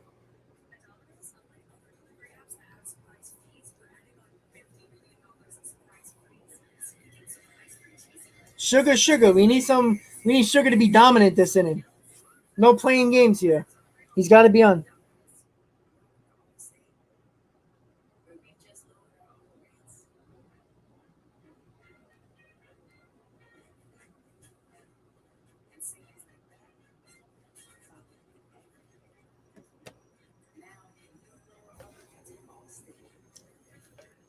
Hector, Soto's very quick in, so I'll be careful with that. But Aaron Diaz is not a guy who throws inside a lot. He likes to be on the outside of the plate, up in the plate, up and away. That's his bread and butter. That's the way he pitches. He rarely pitches guys inside. So we gotta wait and see. He's got a tough test. Escobar, Soto, and Bell. So it's not gonna be easy. It's definitely going to make us sweat for sure. So going around the majors right now, guys. Boston is leading Tampa 8-6. Pittsburgh's leading Detroit 6-3. The Phillies still lead 4-0. The Reds and Cubs are tied at 3. The Giants lead the Rockies 1-0. And that's it so far. So we're going to the bottom of the ninth, guys. Edwin Diaz is coming up to the mound. Once again, Escobar, Soto, Bell. Couldn't have any big three hitters left in this lineup. That's the guy Diaz is going to face. This is the save Diaz needs. This is a big save. Diaz has struggled in Washington since he's been a Met, but this is a big, big, big save for Diaz. One of the biggest of the year. No doubt about it.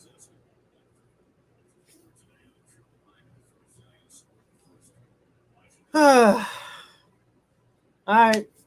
Ball one. Oh, boy. Come on, Edwin.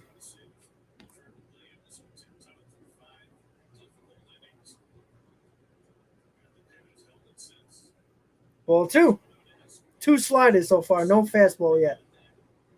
I don't like that.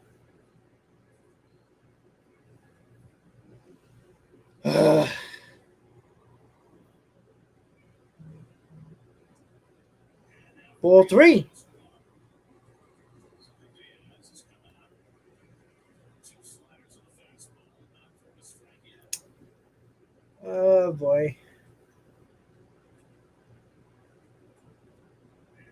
Ball 4.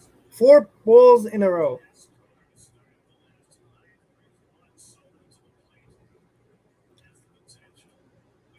Oh boy.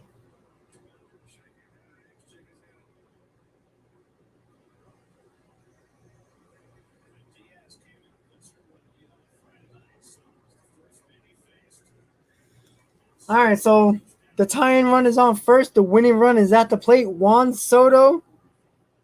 That's not what you wanted to do, was to walk Escobar on 4 pitches.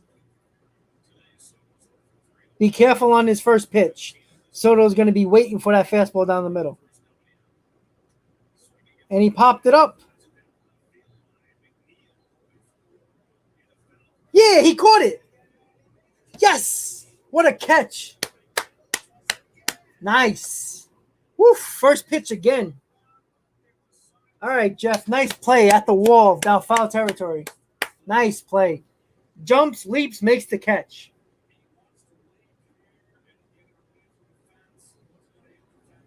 Woof. What a play by Jeff McNeil, baby. 1 out. Big out. First pitch. It's a good pitch by Diaz. Let her high.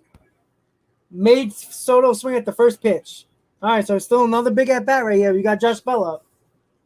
Double play threat right here. Could end the ball game. Got to get it on the ground here. Ball 1. Diaz is a little wild. I don't know, Hector. It's been a while. Soto always kills us. Come on, Edwin. Nice little double play right here. We got the infamous Stevenson who tied the game in game 1 the other day. All right.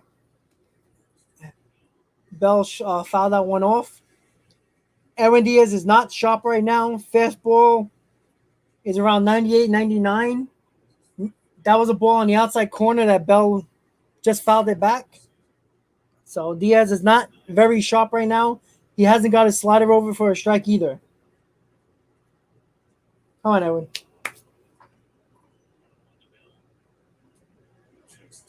It's ball 2. Up and away. Wasn't a bad pitch, but Bell didn't go for it. Come on, Edwin. Let's go.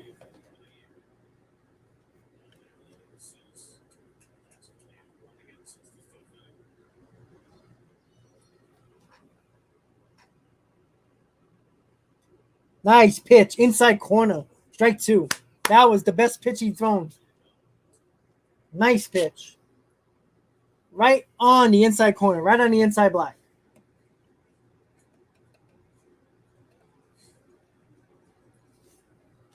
Come on, Edwin. Let's go. 2 strikes. The 2 strikes clock. Let's go. He went. Oh, didn't go. Checked his swing. Full count. Did he go? Let's see. No, he held his swing. Good call.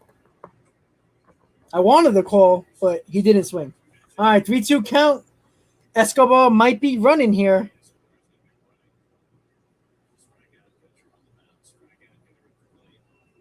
Come on, Edwin. Let's go. All right. Threw a slider. Bell just got a piece of it. Fouled it off. Whew.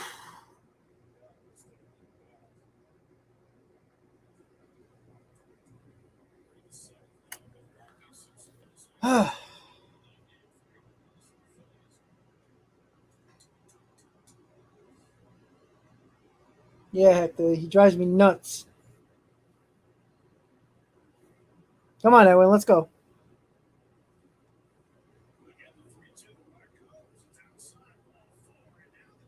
He walked him.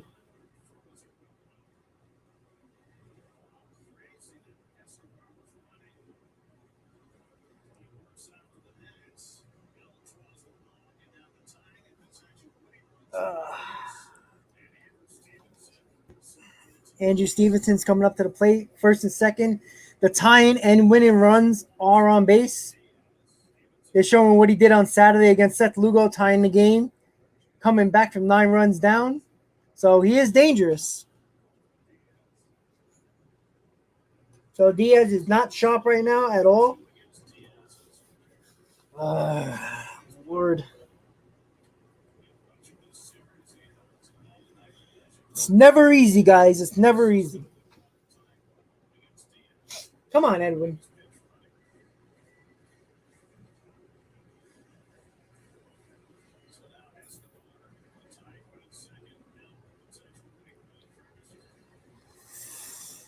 Oh boy. Come on, Edwin. Let's go.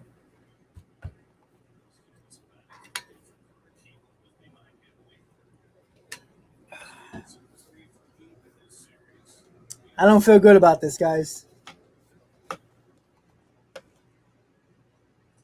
Strike one on the slider. Swing and miss. That was his best slider, by the way.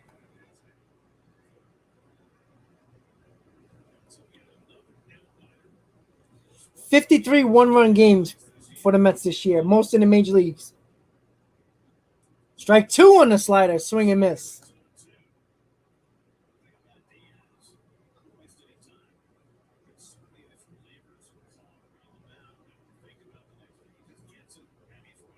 Would you throw another slider like that?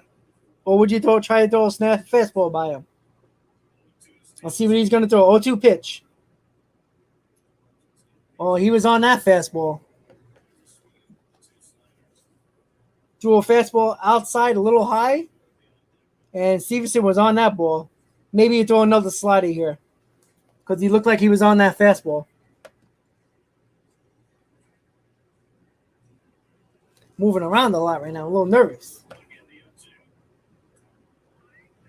Oh, shit.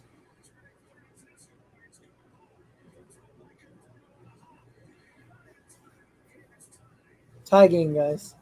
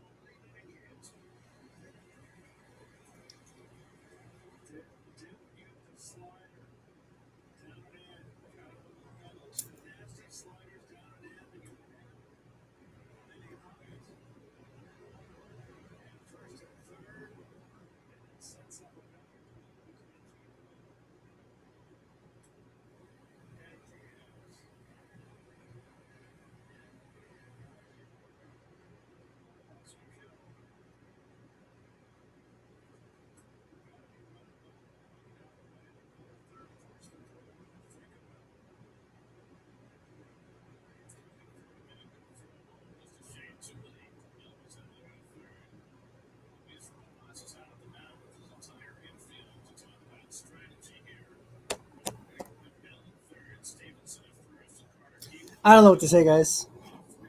Once again, Diaz can't pitch well in the Nationals Park. He just doesn't pitch well.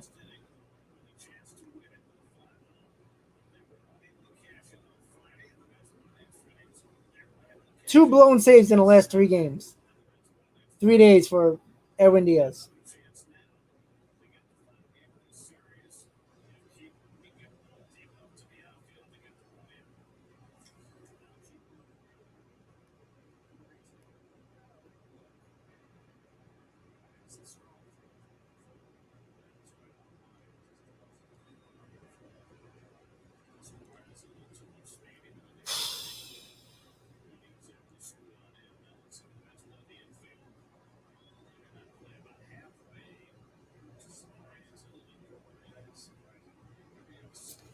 Shit. All right, so it's first and third, one out. Carter Keyboom is at the plate. The corners are in.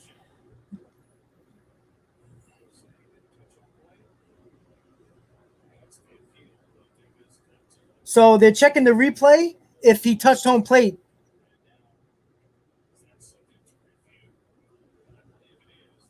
So Rojas is challenging the call that Escobar missed home plate.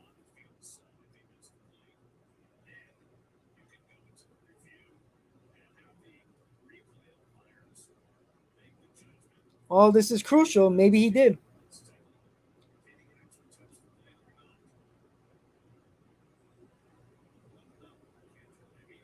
He might have missed the bag.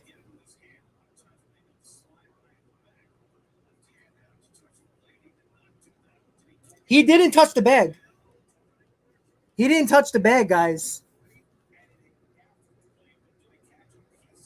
It looked like his back leg popped over the bag, so he might be out. It's hard to change that call, though. I mean, you need to have a perfect angle, and I'm not sure they can change that.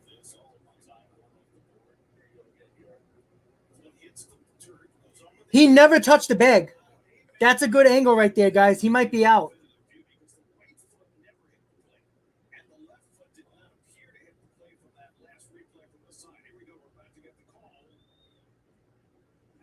They say he's safe.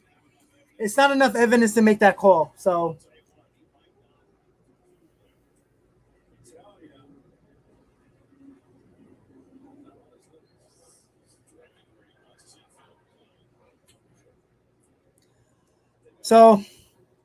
they didn't get the replay, which he didn't. It didn't look like he hit the plate, but if I'm the umpires, I can't change that call. It's too close. The infield is in. So let's see if Diaz can at least try to hold it.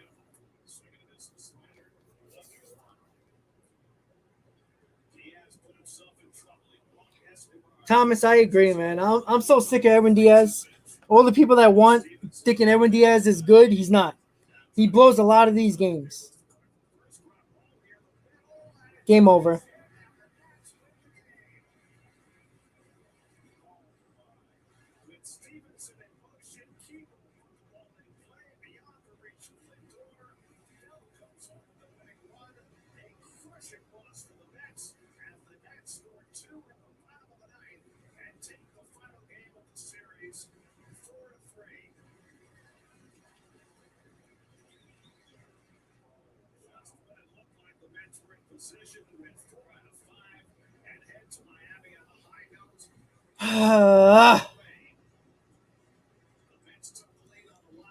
So Diaz blew another save. They had the infield in. They did a hit and run, which messed up everything. I mean, if the fielders were, if the up the middle was back, maybe they would have got the double play. But the Mets took 3 out of 5. They needed this win. With everybody winning right now, they lost a half a game on the Braves, who are not even playing. Now they're 4 games back in the division. If Cincinnati pulls it off, they're going to be 5 games out of the wild card. Just a tough loss for the Mets. Edwin Diaz again blows it. I'm so sick of Edwin Diaz, guys. I'm sick and tired of Edwin Diaz. I don't care how many saves he has. He's blown too many big games this year. He is an absolute joke. Shouldn't be the closer anymore. Once again, Edwin Diaz blows the game. Shouldn't have lost this game to the Nationals. The Mets had numerous opportunities to score more runs. So, letting these games get by us is just not what we needed right now. So the Mets are 69-69 on the season. This is probably the nail on the coffin. 4 games out of the division now. Going to be 4 or 5 games if Cincinnati wins. So, guys, the Mets lose 4-3. Edwin Diaz blows the game. Mets to go to Miami for 3. The Mets could have easily won this game. You can't take 3 out of 5 against the Nationals. 4 out of 5 at the least.